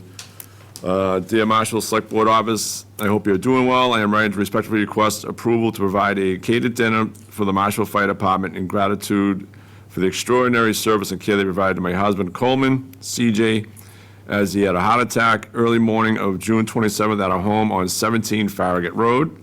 The rapid response, expertise, and compassion shown by the department truly saved his life, and our family is deeply thankful. We would like to host an appreciation dinner for the entire Marshfield Fire Department, I believe approximately 50 members. The estimated cost would be roughly $27 per person, and we would be covering the full expense personally. We understand that, as this may be considered a gift to the municipal department, we are required to seek approval from the town of Marshfield before moving forward. We want to ensure we will follow the appropriate protocols and are happy to provide any additional detail needed. Thank you in advance for your time and consideration. We are incredibly grateful to the men and women who serve this community with such dedication, and we hope to honor that in a meaningful and appropriate way. Warm regards, Jocelyn Flaherty. So Fire Chief LaSalve, did you want to come up here and speak on that anymore? Any further?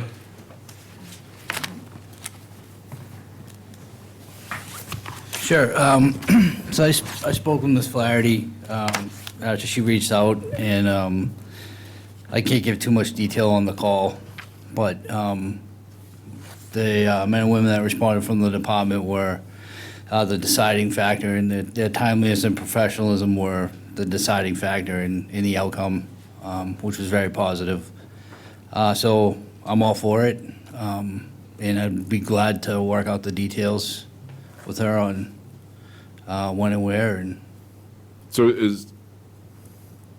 she mentions a catered dinner, so is she going to have someone, a caterer, come down and set something up at the firehouse? Do we know? I think so, yeah, maybe something along the lines of a food truck. Because everybody has to be incorporated into this, I would imagine, in regards to. Sure, yeah, I could work that out with her and set up a schedule time and put it out to the department and tell them when and where it'll be available. Bob, is there anything that we need to be, we, the No, select board and/or the Fire Chief LaSalve need to be wary of in regards to?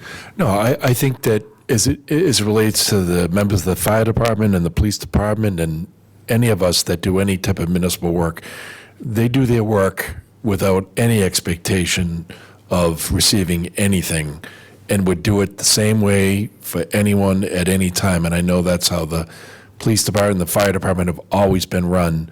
I know they appreciate the gift, but thank you is always enough, and there's never any expectation of anything other than maybe even saying just thank you. So, but this is a very gracious gift, and as structured with a $27 per person, after the fact, it's acceptable from an ethics standpoint.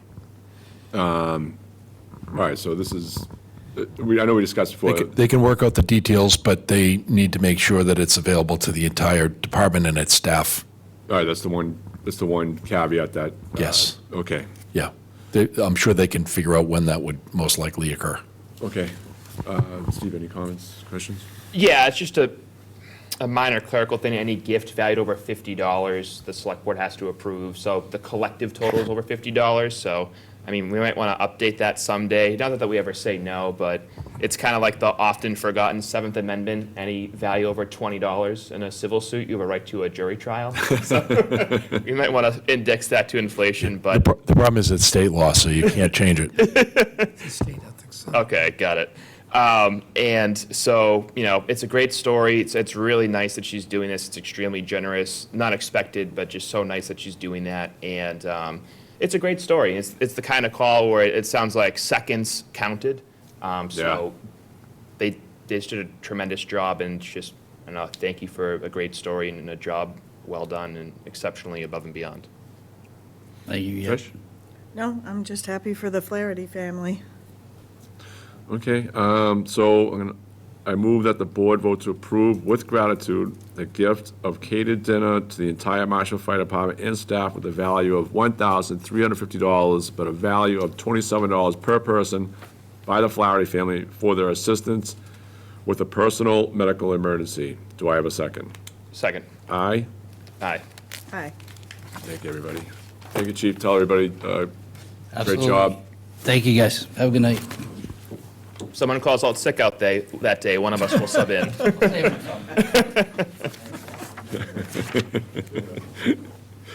All right. I got some stuff marked here that I think Bob Galvin needs to be here for, so I'm going to go through some of that. Oh, actually, number 3, discussion, vote, select board liaison roles, and review, approve town committee board information form, and send to committees. So. That's me. It's not Bob, but it's me. Is that okay? But Bob, no, I was saying that Bob may need to be okay. present for any legalities on these things, so. All right. So do you want to speak to it, Trish? Yes, please. So, being a new member on the Board of Selectmen, I came into this position and there wasn't a lot of things, procedures and policies and procedures in place. I did have the Massachusetts Select Board Handbook, but it didn't give me much to go on as far as our town. So I've kind of been going through things, and one is that we're supposed to be a liaison to various committees, commissions, and boards. So I thought it would be really good to put things together so that if, in the future, when we have new select board people coming in, that they would understand what the responsibilities are. So, and these are open for change. I just put together a list, and I have a couple of things. So just the core responsibilities of what a member liaison should be doing, some best practices. I also, because we had some issues with going forward with committees, the fact that I did not know a lot of the people on the committees that I was supposed to be voting for, I thought that we should have an end-of-the-year member evaluation, and it should be done, let's say, December, January, before the next election. And it's just a quick checklist of, you would have the member's name that's coming up due, and it's just an effectiveness checklist. Are they engaged? Are they prepared? Do they collaborate? Do they work within the committee? Do they go to the committee meetings? So it's just something to again, have that would live in the select board office, and it would give information for anyone that should be new coming into the position. We also had discussed at one point having each committee write a mission statement, but we really never followed through on it. So within this packet, I have a town committee board information form. It's a mission statement, a charge, the meeting schedule. I thought these were things that we could put on the website, because I know when it came time to put people on committees and there was interest, a lot of the people that were on the committee said that people hadn't really shown interest, but I think The problem is they don't really know when the meetings are, or where they are, or the times of day. So this would be right on the website. So these were just some things that I had thought about and thought I'd put forward to the board. So any suggestions would be helpful. Well, there's a couple of things, but the one big one, because we talked about it. Surprise. A couple of, we talked about 2 months ago, and, something that reminded me, because we never got any feedback or a statement from them, and that's the mission statement. And so, Bob, how do we address, a select board directive to the committees in regards to what we did, I think, around 2 months ago, in regards, we want a mission statement for us to review in regards to following up and actually doing that. I think, Charlie could send them a letter asking them to produce their mission statement. You can only send that to the boards that you appoint. The Correct. elected boards, No, I understand that. you won't be able to do that, but Right. I do think you could send them a reminder email saying, we asked you to come up with a mission statement, and, give them a month or so to come up with a mission statement. And then, if they poo-poo it, whatever, what do we do then? Well, you have the power to appoint, you have the power to remove. Okay, all Well, right. this is a nice reminder, too, and it kind of encompasses a lot of things. No, I get that. Okay. But that's why I was saying, I like this, because Okay. you had the mission statement on there, but the whole thing is Glad that, you like it. yes, I was looking for there was one thing that reminded me that we never received the mission statement for everybody, so the whole thing is that, my opinion is that it's important, because that way, well, let's say with the playground committee that's newly formed, what is their background? So if anybody has interest in joining the playground committee next year, at least they can go into the webpage, look at it, and say, what's their role and all that and everything, and they'll have an idea, so if they want to get on it. You guys Go. formed the playground committee, though, so you should tell them what their mission statement is. Well, no, that was the whole thing, is that I'd like to have them write one, and the whole thing is that we'll review it. No, you think we should? I think you should tell them what their job is, and not let them tell you what their job is. Well, I wasn't letting them tell, but because the whole thing is that, I understand what you're saying. If you create a committee, my recommendation is you tell them what their mission is. Have a charge, yeah. And if it's a committee that, just has existed for a long time and you didn't create it and they don't have a mission statement, I think Trish is right. Get their input into the mission statement, because, they've existed for 75 years in the town, so. No, I get that, because I was just looking, because the way I believe we left it off like a month or two ago is that we would like to have them submit to the select board their mission statement, but we would review it, go over it, and then approve it, so it's not like, I get what you're saying in regards to, we should do it, we're the ones that oversee them, but the whole Well, thing is. just any ad hoc committees that you've created as a select board, I think you should write the mission statement so you control what they're doing for your benefit, because that's why you created them. And on the committees that, the zoning board of appeals, to review and, I mean, our bylaws kind of say what their mission statement is, but you could have them create one, because I think it helps them to remind them what they're supposed to be doing. So that's not a tough job, and if any of the committees have trouble writing one, I'll help them, so. All right, obviously Charlie will put that on a list for us, something to discuss and put together and see what we can do there. Yeah, I think maybe what we could do is, you have a lot of nice boards and committees that do good deeds for your community. Maybe we can just have them come in periodically, we can just assist. Sometimes it's all it's gonna take, yeah. No, I understand that. Okay, so, Mr. Chair, you have someone at the mic. I have a question about this. Yeah. Kathy Sullivan, 112 Plymouth Avenue. Are you saying that we were asked to provide you with our mission statement already? yeah, it was like a couple of months ago, it was supposed to be some kind of directive that went out to the boards and committees to, Well, the Historical Commission did not receive it, okay, so that's why we haven't submitted one. okay. So, and that may be true for other people. I think, No, I think it was in passing, too, I think, with everything going on. It Okay. wasn't. Because I'm a co-chairman with Cindy Castro, and I just checked with her, and she's usually town hall getting any mail or anything, and neither one of us saw anything. So just keep that in mind, that Oh, maybe yeah. other people No, that's why Didn't know they were I kind of supposed to do put it? this together in hopes moving forward that all the information would be together. And I know we had discussed it, but I don't think anyone saw it as, I don't think it was an intentional, didn't do it. I think it was just, we had talked about it in passing.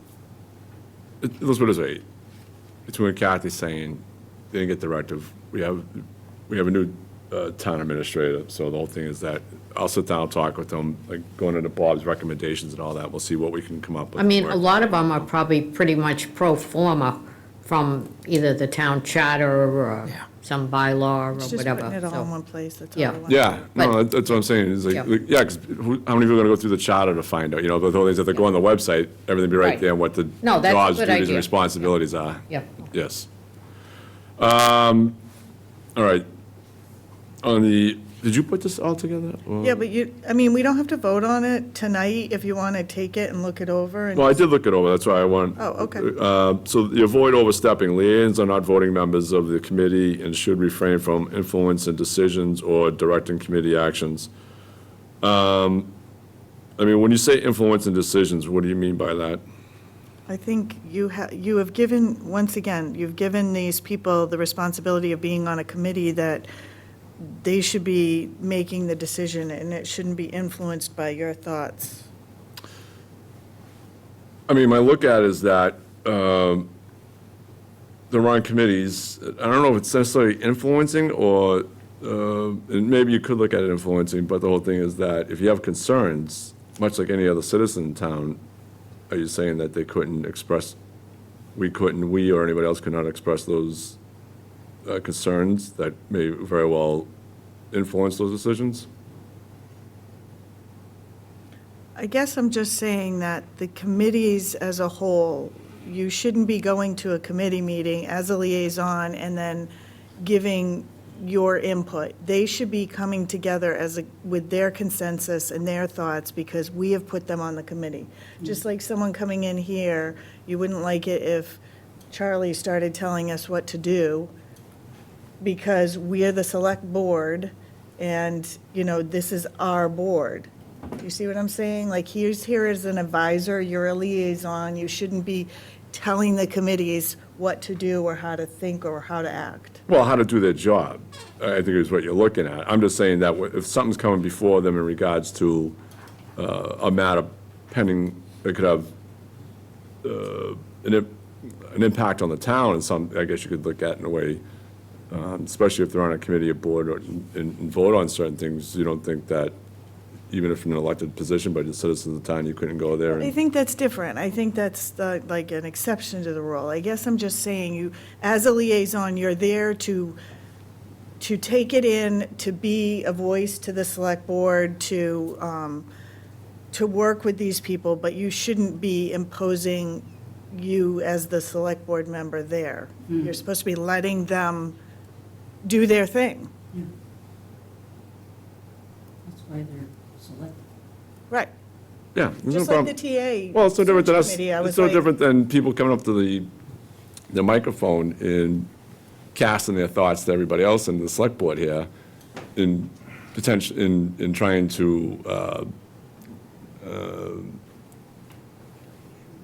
steer a certain direction of where they think the town should go in and all that, so the whole thing is that, I just look at that, even if we're liaisons, we're still citizens of the town, and these are committees that take matters up in town, and as a citizen of the town, short of being, I guess, a liaison, the whole thing is that, still should have some input in regard to go to these meetings and express yourself, as long as I or us. If you want input, then you join the committee. You're not the liaison. A liaison does not get involved in things. They are there just to represent the select board and to hear what's going on and that's it. You're not supposed to be getting involved. And obviously, if it's something that's that severe, I don't really think the committees are going to be doing something that's illegal or. What's your thoughts, Steve? Right, I mean, we do appoint members to boards to carry out a vision for the town that we feel like we were elected to execute.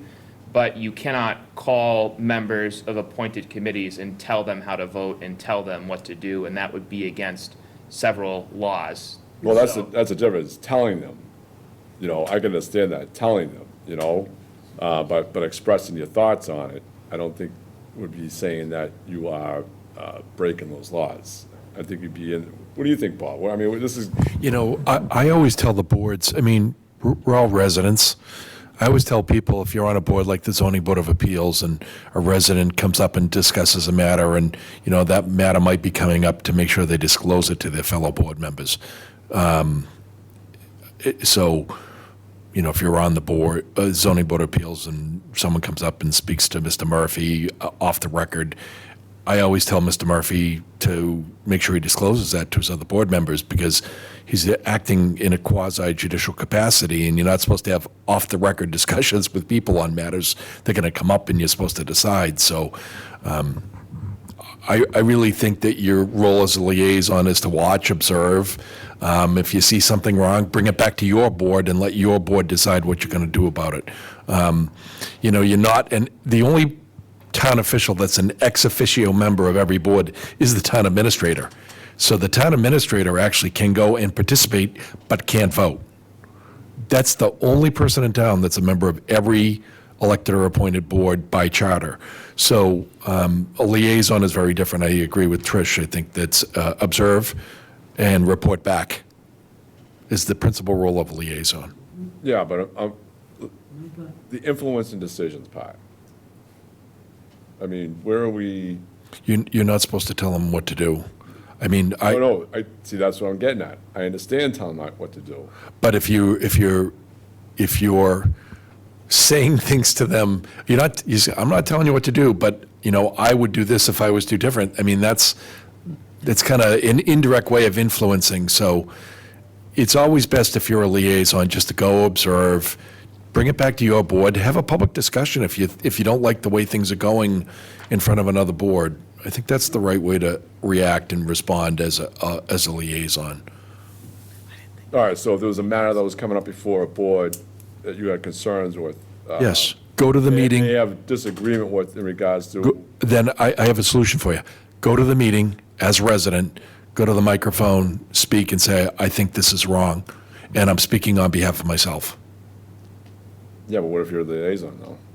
You don't, just because you're a selectman doesn't mean you can't go to the zoning board of appeals and say, I don't think this is a good project for the town. Well, that's what I'm trying to get at here.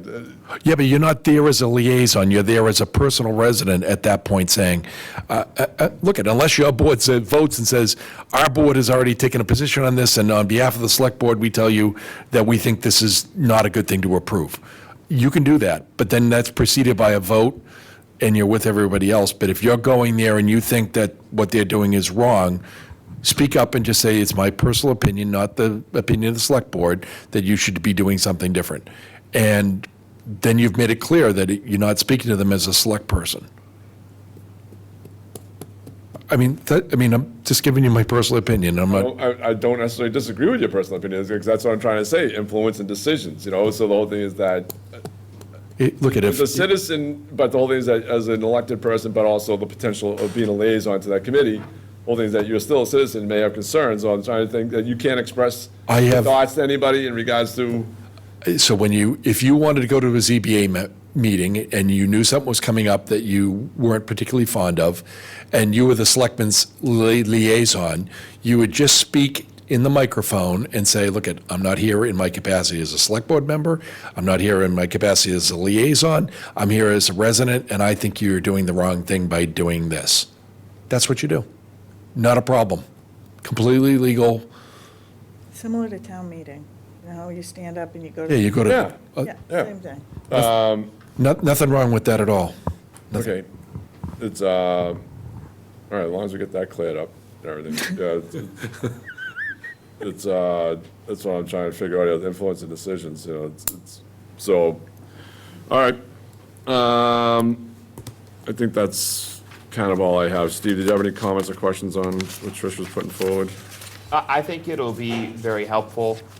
Just my only comment would, and especially for new members too, you know, as you're kind of building your familiarity with the Right. boards and building up your institutional memory, The only comment I would make is that I think in fairness to the boards and committees, that if we're going to ask them to do this work, that when we do the annual appointments, that we have some discussion, because, there were folks who were upset that when we did the appointments in August, there was zero discussion.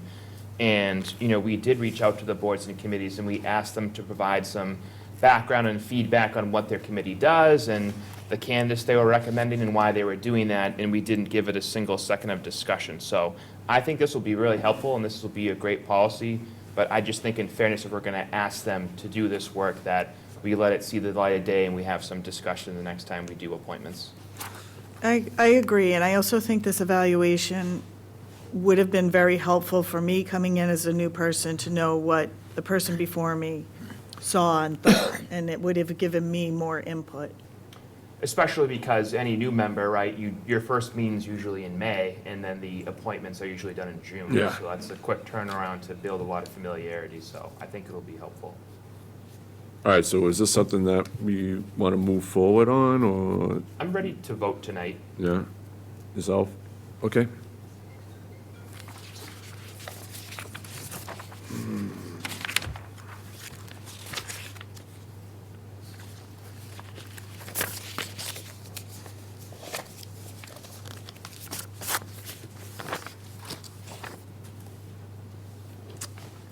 Let's see, let me see here. I move that the board vote to approve the proposed liaison and committee duties and responsibilities and self-evaluation policy set forth in the written policy intended in select board packet. Do I have a second? Second. Aye.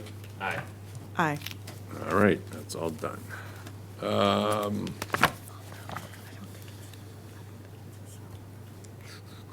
was going to say. Discussion and vote to approve retainer agreement between the Town of Marshfield and Dupere Law Offices, that'd be number 5, PC, and designate as special municipal employee. Did you two have a chance to read the contract? Yeah, it's pretty straightforward, and the rate is consistent with what was in their bid sheet, so I don't have any questions. Okay. Trish? Same.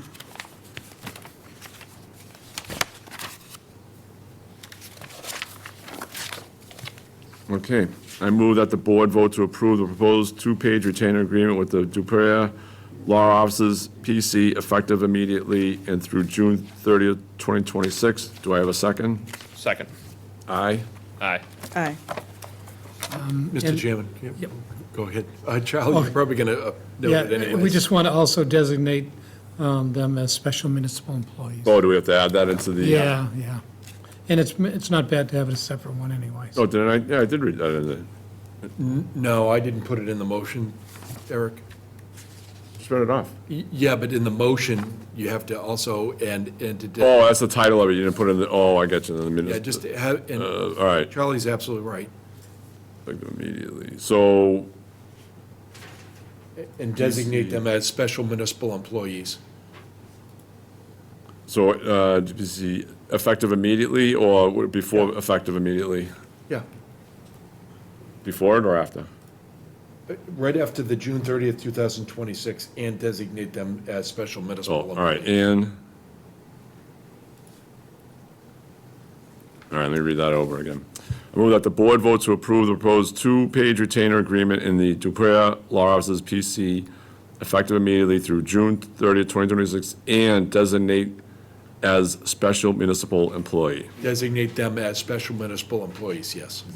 Designate them as special municipal employee. Correct. Is that good? Yes. All right, do I have a second? Second. Aye. Aye. Aye. All right.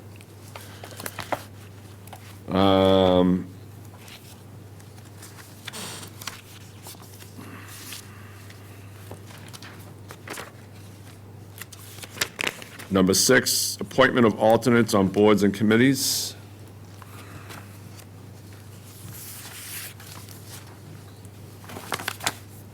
So I think we had the discussion a couple of meetings ago in regards to sending to town meeting the ability to have alternates on a couple of committees. That would be the advisory board and the capital budget committee. Steve, do you have any comments or questions on it? The only thing I would add for clarity's sake is I think the draft bylaw that Bob sent us also has the Council on Aging. So it would be the Advisory Board, the Council on Aging, and the Capital Budget Committee to add up to 2 alternate positions. I think just Council on Aging is missing from the motion, but the draft bylaw we received was for those 3 committees.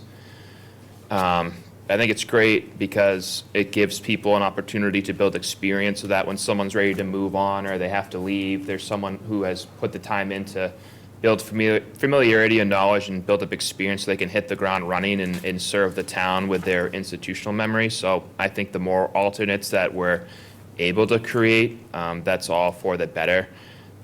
For our discussion, I would just like to bring up if there are any other boards or committees we want to add to the list. So for example, I know that for the newly formed Playground Committee, there are folks who have reached out to see if we could add alternate Yeah, I can believe positions. that. And so I think the more committees we add to this list, the better. Just get it done in one swoop. And again, we don't have to fill it. It just gives us the option to fill up to 2 additional alternate slots Correct. if we wanted to.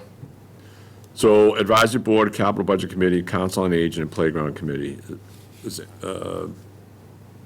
Is that all that, Yeah, those were the 3 appointed boards that I thought you could go to town meeting with right away.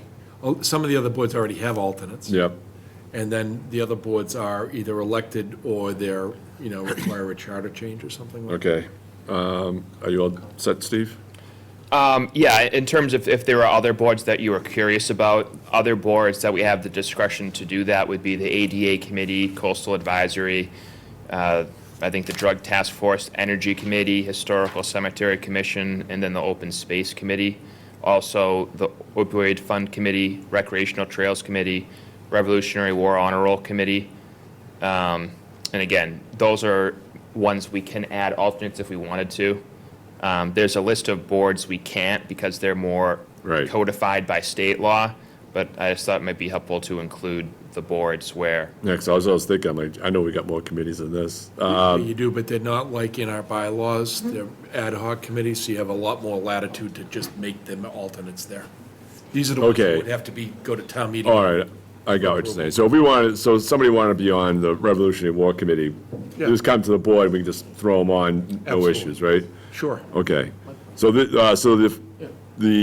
Advisory Board, Capital Budget, Council on Aging, and Playground Committee are the ones that we already set limits on how many people can be in them, right? And, Well, Playground Committee is one of those ones you could just add 2 alternates if you want. It's just the 3 that are in the articles. It's the Council on Aging, that's in the the bylaws. Advisory Board. Bylaw, okay. correct, And then the Capital Budget Committee.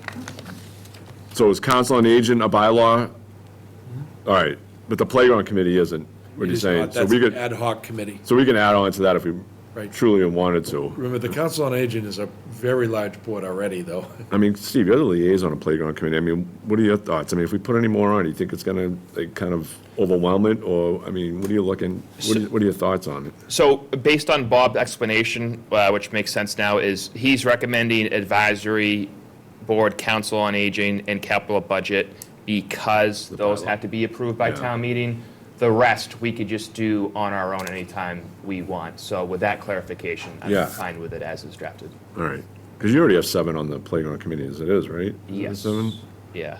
I don't know how many you really want to add on, where all of a sudden it starts getting a little, what do you want to say, convoluted, I think, maybe, in regards to so many people on there, but, Yeah, like the alternates only vote if another member is absent or recuses themselves for whatever reason. So it doesn't. no, hurt. yeah, if you want, I was just saying that we could just add on Yeah. members if you wanted, but if you wanted to just keep it as an alternate, yeah, we could always go that route as well, absolutely. Right. Trish, any comments or questions? No, I'm good, thank you. All right, oh, We had members from some committees. Oh. that Oh, do you are- wanna speak? Yeah. Yes, thank you. Ned Bangs, Chair of the Recreation Trails Committee. We do already have 2 alternates on our group. We have 5 regular members and 2 alternates, and that's something that was approved by the Board of Selectmen a while back, and it's worked out really well for our group. So, thank you. Thank you.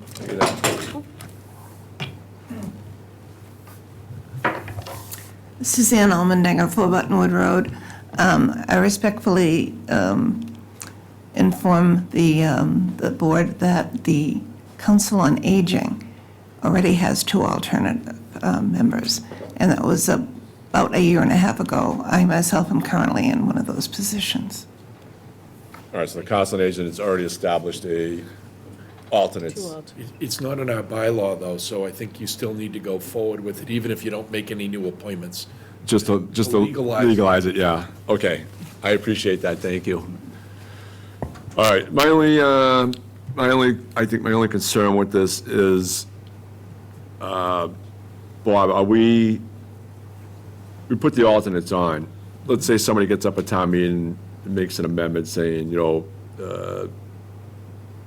select board has to take those alternates if somebody moves on or whatever else like that and appoints them. I mean, could they legally do that, or? Sorry, I don't understand. So like, we make alternates for these committees. Yep. You know how we just saw recently in regards to the people, regards to our selection of people in the last, filling some seats in the committees and boards.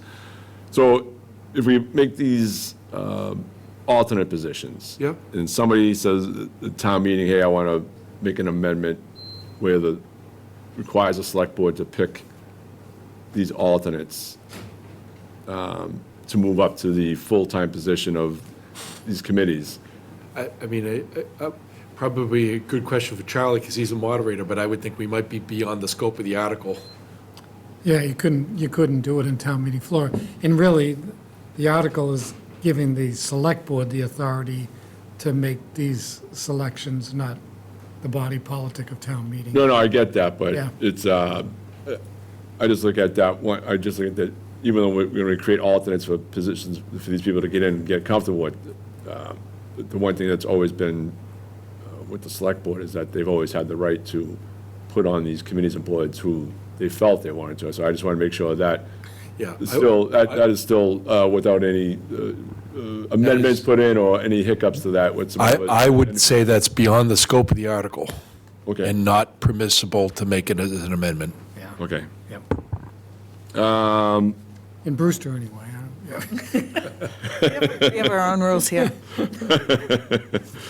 Okay, I move that the board vote to approve the submission of a draft warrant article for the spring 2026 annual town meeting warrant as proposed by town council to add up to 2 alternate members to the advisory board, capital budget committee, council on aging. Do I have a second? Second. Aye. Aye. Aye. Thank you.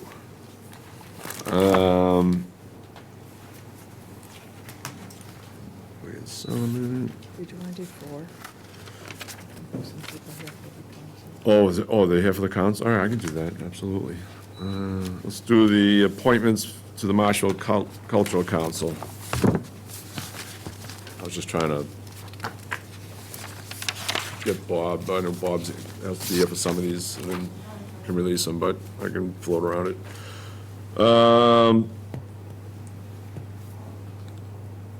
So discussion and possible vote on appointments to Marshall Council. I move, so we have Jody Regan, Ned Bangs, and Mark Anderson who were submitted names. We had other applications, Seth DeCastro, Michael Nielsen Jr., and Justin Silva, and Joanne Minart. I did call Seth DeCastro and Michael Neeson just to see if they still had interest. I never heard back from. And Justin Silva, I reached out to early this year when we were going through this process of the boards and committees, and he's never called back, so I didn't bother calling him. And I don't think, when I asked the staff in regards to applications, I don't believe I received one about Joanne Minart, so I can't speak if she was interested or not, but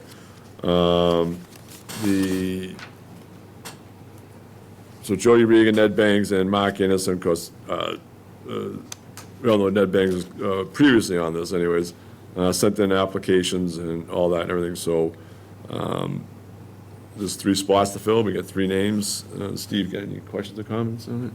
Yes, just one thing I wanted to say is, when we did the cultural council appointments back in August, if we had a chance for a discussion, I was going to highlight some very helpful feedback we got from the chair at the time, Carol McCory. And, she pointed out that, due to folks who would be moving and would have to resign from the board, that they would have a natural rate of turnover of 4 out of 11 of their members over the course of the next year, and that there's already a natural rate of turnover because under the state regulations, they're term limited to 2 3-year terms. And because of how much turnover was going to be occurring for members within a 1-year period, that's why at the time, the board recommended that we appoint Ned, Marie, and Andrea, and we only reappointed Marie and Andrea. And, Carol also highlighted, and if you talk to anyone on the Cultural Council, they'll tell you that Ned Baines is the summer concert series and how important and instrumental he is. And because of that degree of turnover, that's why they wanted to have that stability and institutional memory retained. And, they asked for Ned to be reappointed. So for the 3 slots we have to fill tonight, Ned Baines is on that list. So I think tonight we have the opportunity to correct that, Ron, and get Ned back on there. And I would sleep a lot better tonight if we did that. Well, I wouldn't necessarily say that it was a wrong on our part. I think the fact of the matter is that we've had a multitude of people send names in to volunteer their time to be on boards and committees. And like I spoke to Ned before, I think he, at the time when the committees would come up, he was on at least 4 committees. And all the things that I wanted to spread it around to other people.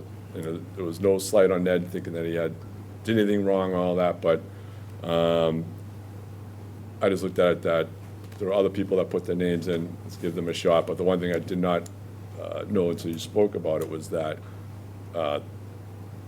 it's term limited. And I didn't realize that until you just mentioned it, where, what do you say, can only do 2 3-year terms? Correct. So that's a new one on me, so, but, Trish, do you have anything to say? No, I'm good with all 3. Okay. Suzanne Almendinger, 4 Buttonwood Road, co-chair of the Cultural Council. I am delighted that we're able to present 3 highly qualified and well-needed representation of the 3 people presented to you tonight, and I thank you for your consideration. I'm here simply to answer any questions that might come up. Any question? No, thanks. Any question? No, thank you. I'm good, thank you so much. All right, I move that the board vote to approve the proposed appointments of Jody Regan, Ned Baines, and Mark Anderson to the Marshfield Cultural Council. Do I have a second? Second. Aye? Aye. Aye. All right. Is anybody in this room that has anything to speak on, any business?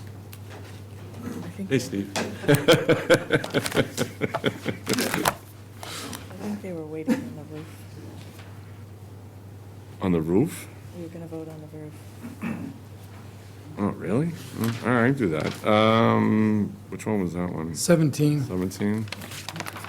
All right, number 17, revote on support of roof project. Trish, this must have been weighing heavily on your mind.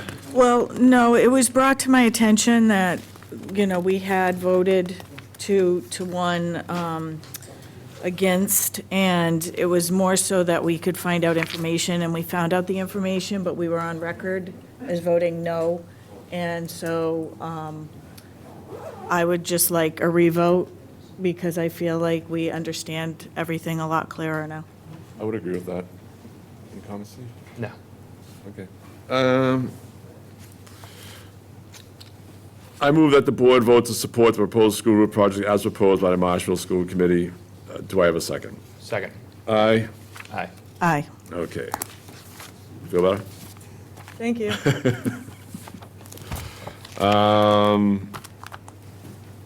Bob. Oh, number 10, are we still taking that up? The Bagnell trustee, That's to be skipped over. that is, we still skipped over, okay. Please. And, discussion. You have the road race for St. Patrick's Day, number 8. No, I got you lined up for a couple. Okay. So, number 19, select board expenditures account. We have expenditures? I don't know what that is.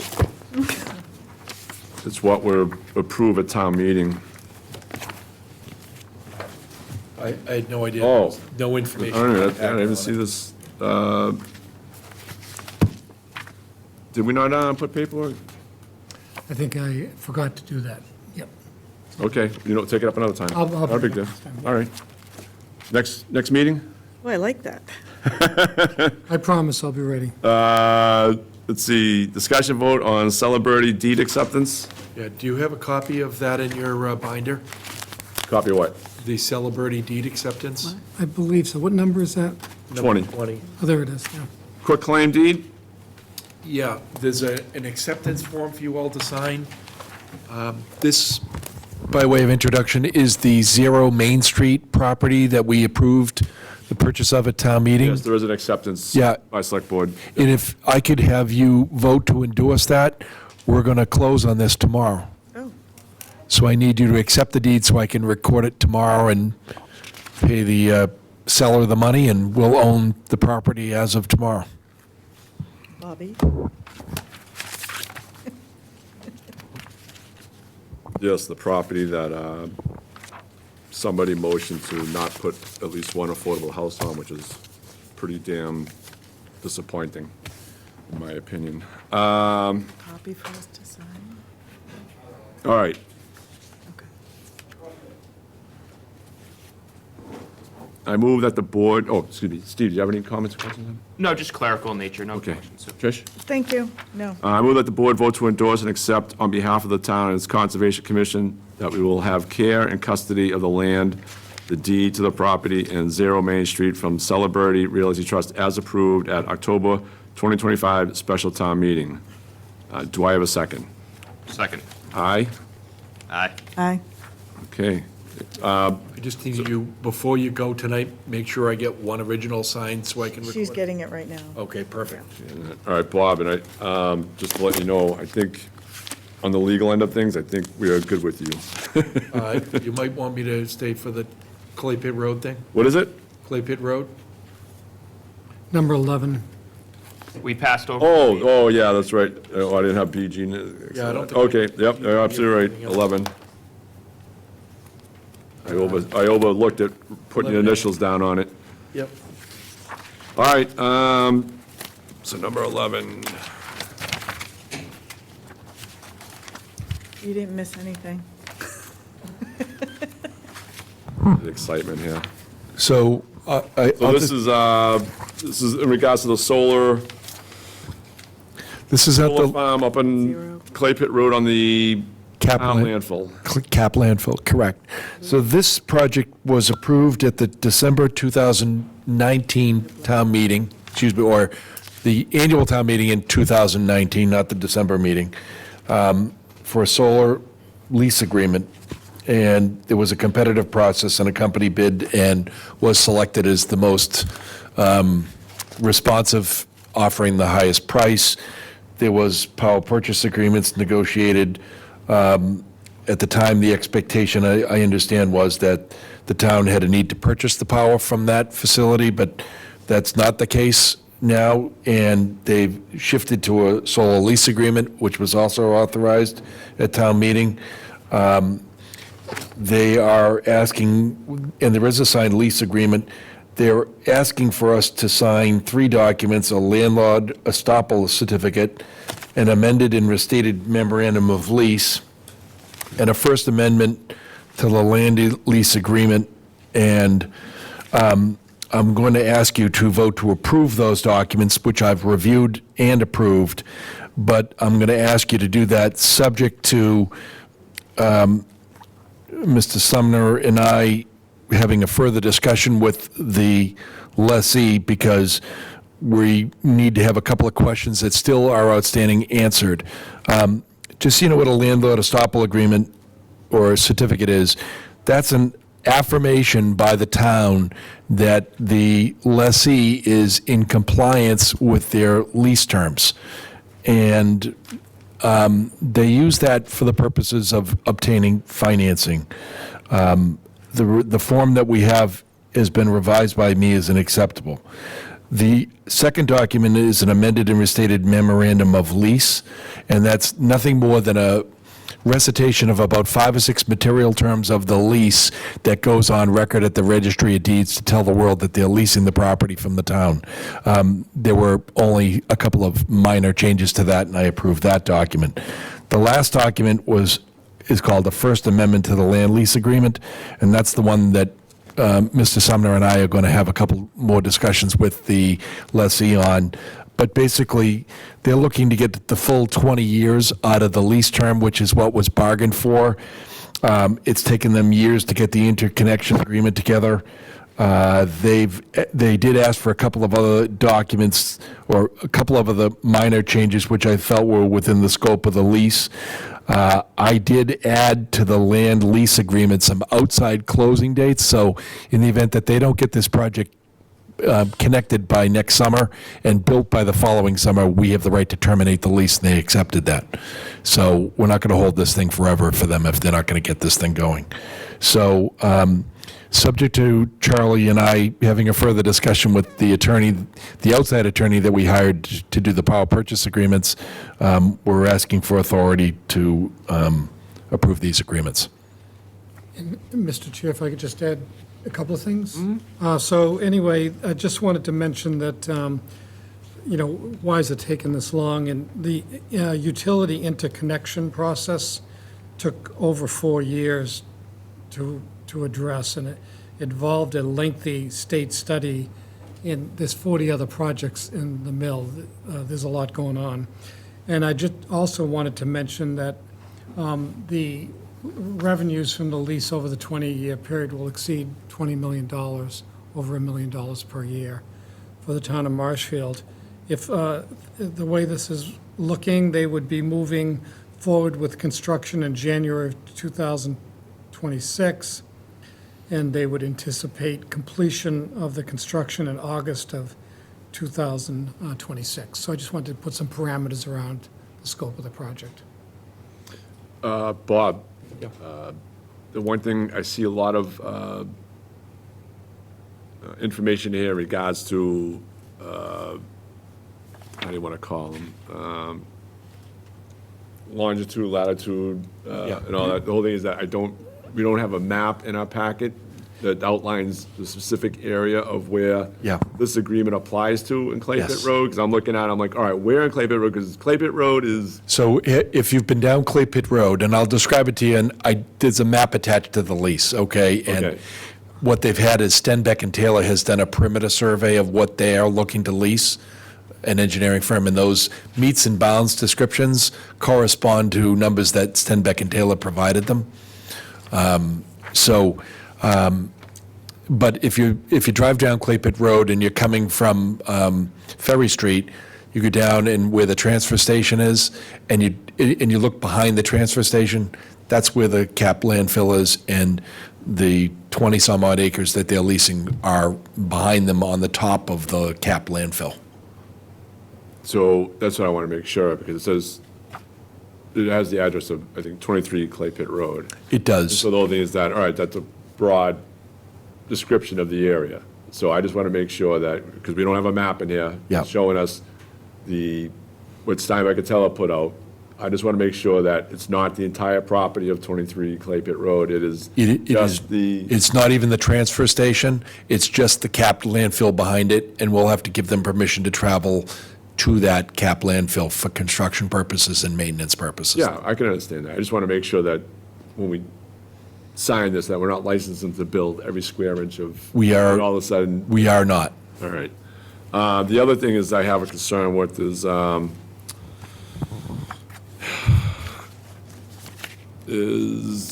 think it's a second Schedule 1 agreement.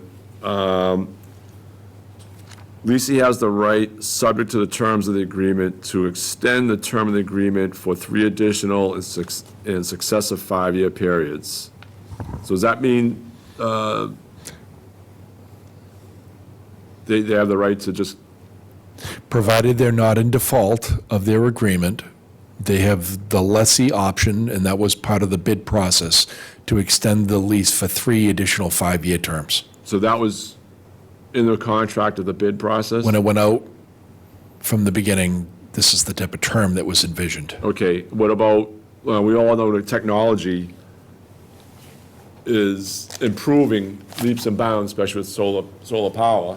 So let's say at the end of this 20 years or whatever, they're gonna extend it, but put new panels on, we're still gonna get $1 million, but they're gonna be generating a hell of a lot more energy out of this without us getting compensated for it, so, I mean. Well, this is a discussion that Charlie and I have been having about, the economics of $1 million a year in rent. And I think he and I, not being experts in the field, both think $1 million a year in rent for this site, that's just cap landfill that generates zero money, is really a good deal. And even if it's level over 20 years, that type of revenue is tremendous I value. don't agree with that. But I'm talking about, you're saying that into the Extension terms. extension terms, but it was part of the bid process. Even To allow for the extension of this. The whole thing is that I'm looking at whatever they put for solar panels, but 20 years from now, we're gonna be, what's the money value that we're gonna be getting? Because the whole thing is that solar panels, if they're still around at that time, will probably producing more energy, so whoever has this agreement is gonna be making a whole lot more money, and the town is still gonna be making. It's actually funny, what I do know. Yeah. What I do know is that the efficiency of the solar panels goes down over the years. Right. So like in year one, there was perfect working condition as they can be, and by year 20, they are operating at a significantly lesser capacity. So it's not exactly what I think you envision. They're not as efficient, like they only generate like 60% of their capacity. And if they generate less than that, did replace them anyways to put new ones up because it's worth it for them. And what I can tell you is across the street on the private landfill, where we do have a power purchase agreement, we entered an agreement that we purchased this power at like $10 per kilowatt for 20 years. It's a fixed price. And at that time, it seemed like that might have been a little bit more than what the market was, but in year 2 or 3, I think it was already much higher than the 10 cents per kilowatt. So we got a really good deal that we've got a fixed price purchase for 20 years, so it's a level payment over all those years, and we're making out much better than the market would bear. So I think it's kind of a similar arrangement. But Charlie and I are going to have a call with the lawyer that helped us out when we did the power purchase agreement on this site, and we're going to make sure everything is copacetic with them. This is an energy attorney that's an expert in this field. Yeah, like I said, it's, we don't know what 20 years from now brings us in regards to technology, and the whole thing is that I don't disagree with you that solar panels over time don't produce it, but the whole thing is that these companies probably, as soon as those panels start not producing what they expect, they probably get a ton of panels to put in there and change up. The whole thing is, like I said, over time, in 20 years' time, God only knows what the technology would be to generate the energy from the sun, but the whole thing is that if we're gonna agree to something like this, then it needs to be, in my turn, looking forward in the future, some terms of compensation in regards to it, whether it be maybe something like you said, that we're getting a sweetheart deal on the other solar farm across the street in regards to paying, was it $10? Yeah, remember, we don't own that facility. We don't even own the understand that. property. Right. But when we approved it, they made a deal with us so we could buy all that power from them. And they made that deal because they had something they could sell or mortgage and make a lot of money on, because they had a customer forever for 20 years. So this is a little different because, we're the lessee and we're getting rent here. So, but look, I think Charlie and I can have a conversation with the attorney to make sure, because neither he or I are experts in the money part of it, but this seemed to make sense. So should we hold off on anything here in regards to that? I think we'd like you Regards to- to agreeing to it, or should we just? I think we'd like you to approve a contingent on Charlie and I both being in agreement after we consult with the other lawyer. Steve, got any thoughts on this? No, I think the Q&A helped kind of covered any questions or concerns that I had. I agree. All right.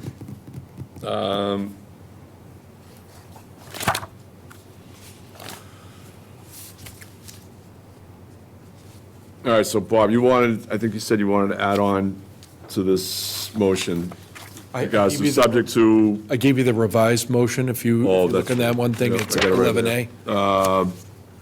all right, so I move that the board vote to approve the execution of the following revised documents relating to the sole lease agreement at 23 Clay Pit Road, subject to the further approval of the interim town administrator and town council. A, landlord estoppel certificate. B, amended and restated memorandum of lease. And C, First Amendment to land lease agreement. Call for a second. Oh, excuse me. So do I have a second? Second. Aye? Aye. Aye. All right. I get a little punchy this time of night. Oh, yeah. Oh, is it the witching hour? It's only 8:30. It's only 8:30. All right, so.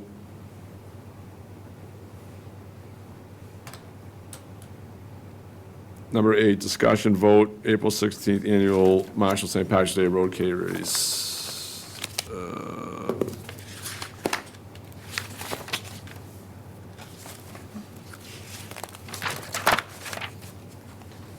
Did we, Charlie, I don't know if I incorporated in the discussion, because I think I was talking to the girls in the office. Do you know the MEF, when they did the, it was said on the paperwork here that they had a shortened route for the, for those that are gonna be walking, strollers, all that and everything. Do you know if they sent us a map Yeah. of the shortened route? It just turns at St. Anne. Yeah, I think it was in here. Yeah, it That's is, for St.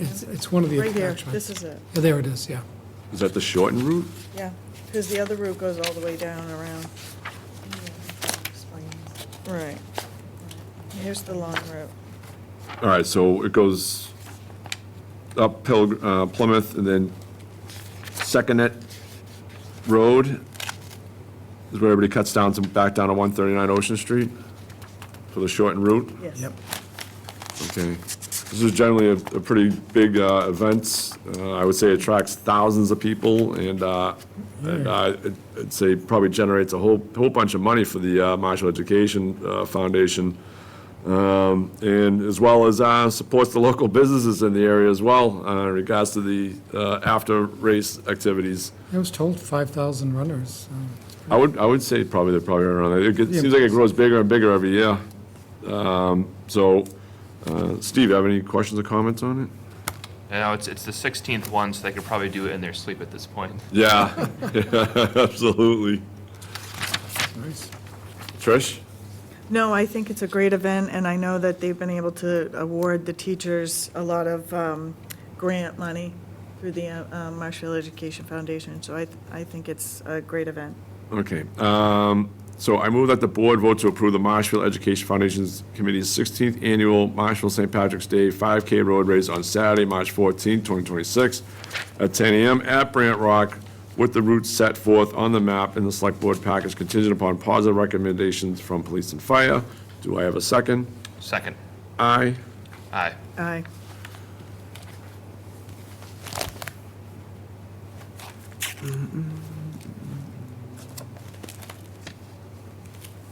Number 12, discussion of vote approved doggy nail trim fundraiser event hosted by Friends of Marshall Dog Park. This is, Steve, one of your things? I guess so, ostensibly, yeah. This is probably another thing that could be done in its sleep at this point. I think there's been a number of nail trim fundraisers at the park, so Gonna get your nails done? I probably should. I bet they couldn't do my dog. My dog's awful. It's tough, yeah. Yeah, no, I bet they couldn't.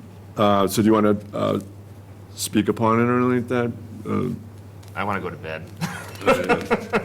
I hear ya. All right, so you don't want to highlight anything, or do you want me to do it? I think she sent Well, the they thing cut in some here. nails. It's 11 to 1 on Saturday, November 22nd at the dog park, 35 Riders Drive. They're dogs. Yeah. So name applicant, Erin Fitzpatrick, Friends of Marshfield Dog Park nonprofit. Address of applicant, 32 Constantine Drive, Marshfield, Mass. 02050. Location of event, Marshfield Dog Park.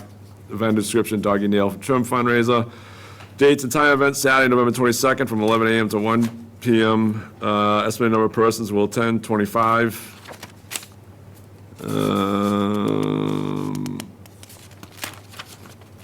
That's all I see for information. So, move that the board vote to approve the Doggy Nail Trim fundraiser event hosted by Friends of Marshfield Dog Park on Saturday, November 22nd, from 11 a.m. to 1 p.m. at Marshfield Dog Park. Do I have a second? Second. Aye. Aye. Aye. All right. This number 13, approve one-day wine and malt liquor license for Decanted for Wicked Women's Makers Market and Craft Fair held on Saturday, November 29th, from 10 a.m. to 3 p.m.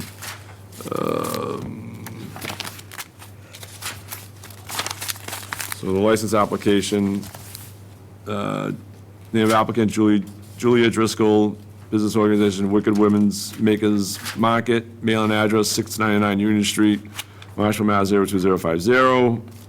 Date of event, November 29th. Hours of event, 10 a.m. to 3 p.m. Location of event, Marshall Fairgrounds. Description of event, craft market, wine and malt beverages only. Copy of liquor liability insurance, name of the town of Marshall is additionally insured. Copy of tips, certification for service. Detailed written event narrative. This event will be held indoors and outdoors. If outdoors, nope, that is good. Application completed with all required information. Julia Driscoll, signed November 1st, 2025.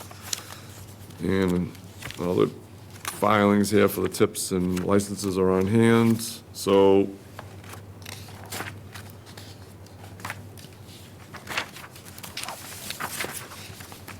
any comments or questions from you guys? No, thank you. Okay. I move that the board vote to approve the issuance of a special one-day wine and malt beverage liquor license under Mass General Laws, Chapter 138, Section 14, to Julia Driscoll on behalf of the Wicked Woman Makers Market associated with the Craft Market on Saturday, November 29th, from 10 a.m. to 3 p.m. at the Marshfield Fairgrounds. Do I have a second? Second. Aye. Aye. Aye.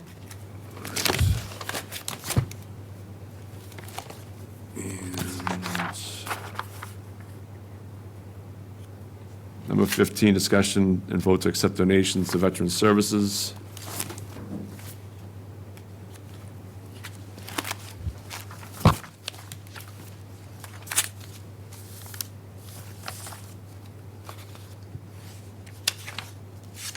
All right. Town of Marshall Veteran Services requesting permission to accept donations in the amount of $500 from Ms. Christine Merrigan in memory of her husband, Tom. Town of Marshall Veteran Services requesting permission to accept donations in the amount of $100 from Mr. Phil Mason. The donations will be used to provide assistance for health and welfare, moral and/or financial need of our veterans and dependents. Town of Marshfield Veteran Services requests permission to accept donations in the amount of $300 from Mr. and Mrs. David Murray in memory of their daughter, Justine. Town of Marshfield Veteran Services requests permission to accept donations in the amount of $30 from Ms. Lynn Blanchard in memory of Robert Linzander. The Town of Marshall Veteran Services requests permission to accept donations in the amount of $100 from Mr. and Mrs. Joseph Hanlon. That's that. I move that the board vote to approve with gratitude following gifts. $500 to the Town of Marshfield Veteran Services from Christine Merrigan in memory of her husband Tom. Gift of $100 to the Town of Marshfield Veteran Services from Phil Mason. Gift of $300 to the Town of Marshall Veteran Services from Mr. and Mrs. David Murray in memory of their daughter Justine. Gift of $30 to the Town of Marshall Veteran Services from Lynn Blanchard in memory of her husband Robert Linzetta.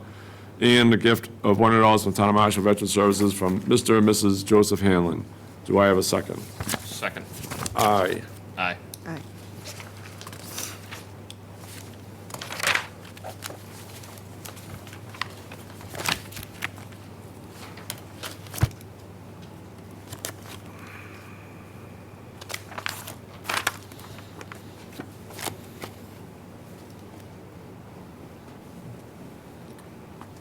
Discussion, number 18, discussion vote on appointment of Bertram W. O'Donnell to Open Space Committee.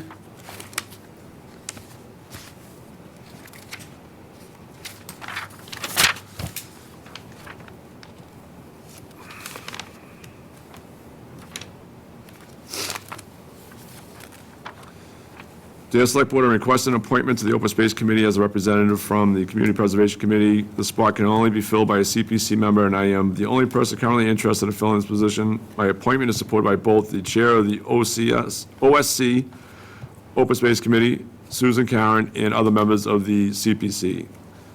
My late wife, Karen O'Donnell, was a member of the Open Space Committee for many years, so I have an understanding of the work the committee does. I believe I can help the committee to identify and research potential acquisitions. I am requesting to be appointed as soon as possible because much of the OSC work is done in executive session.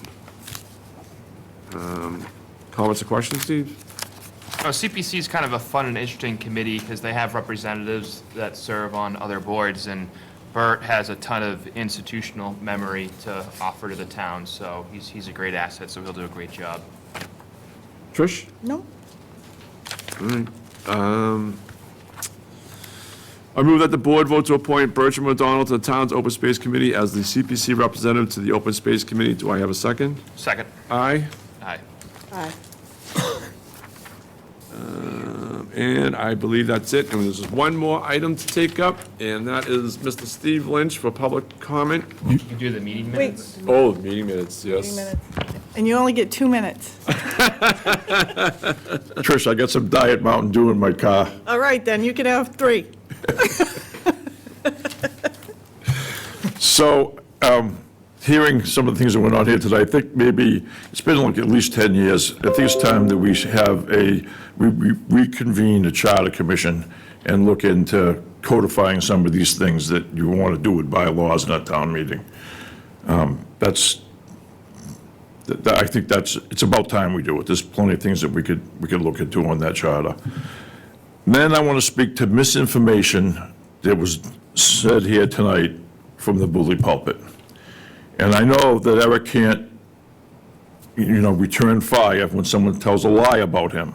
So I'm going to do it for him, because I don't like misinformation from a small group of a vocal minority that only cares about their political agenda. So to start off with, the show that you said that we would not have to fund the new South Shore Votech school and still be able to send our students there was before we had the vote on joining the South Shore Votech community. So you were completely right when you said that on your show, unlike what a speaker earlier said that you were going to break the law by doing that. That's not true. And then the supposed 3,000 people that signed the recall for you. First off, it wasn't 3,000 to start off with, and there was almost 19,000 out of the almost 22,000 registered voters in this town that did not sign it. I personally can go out and collect 1,000 signatures in a couple of weeks. So obviously, there had many, many people who said no. And it was a total misrepresentation of things that they said you did on the affidavit. And all I can say is, for them to go out there and do that was a disservice to the town of Marshfield. It was just outrageous. It was total lies on that affidavit. To start off with, the fact that he would get up here, the person who said these things, and say that a person who used to be our town administrator and our labor lawyer, who is no longer employed by us, and during his tenure, there was plenty of leaks in the old Marshfield High School roof that weren't taken care of, and in the Martinson School building. So to throw it on you is ridiculous. When it comes to the funding and your vote on it, I understand why you voted at the last minute to change your mind on it. However, the real problem here is that we have almost $6 or $7 million every single year in free cash. We don't need, the article of town meeting was fundamentally wrong because it didn't allow for another funding source. And we can take money, we can make that a budget item. It's only going to be about $230,000 or $240,000 a year to pay off the Martinson School roof. It can be a budget item. It will lower our free cash by $240,000 a year, but big deal. The city of Brockton has never, ever passed an override. So if they can manage to run their city without having an override, I'm sure that we can tighten our belts and sharpen the pencils and make sure that we can run this town without having to charge the taxpayers more money to do so. So that's really what I had to say about all of that. And I feel that to let this small group of people that is the vocal minority go out there and lie about you is outrageous. I sat here all night and watched you run this meeting. Every single article, you knew everything about it. You had done all the research on it. It was done perfectly. So there was no high crimes or misdemeanors, no negligence on your part. It was strictly political. And so that's all I have to say. I won't take up any more of your time. Thank you. And I just want to say, actually, I want to say one more thing. Steve and I have been on a different side politically for a long time, but I just want to wish you well. And I was looking forward to a issue-motivated and fought selectmen's race in the spring with you, but I guess I won't be with you. We're making our lives easier. I don't have to pick between which Steve, you know? Good luck, Steve, really. Thank you, Steve. Yep. All right, thank you, Steve.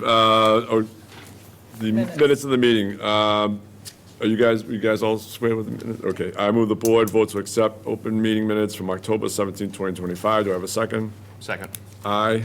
Aye. Aye. All right, I think that calls it a wrap. It is, I'd like to adjourn this meeting of November 18th. The time is 8:47. Do I have a second? Second. Aye? Aye. Aye. Thank you.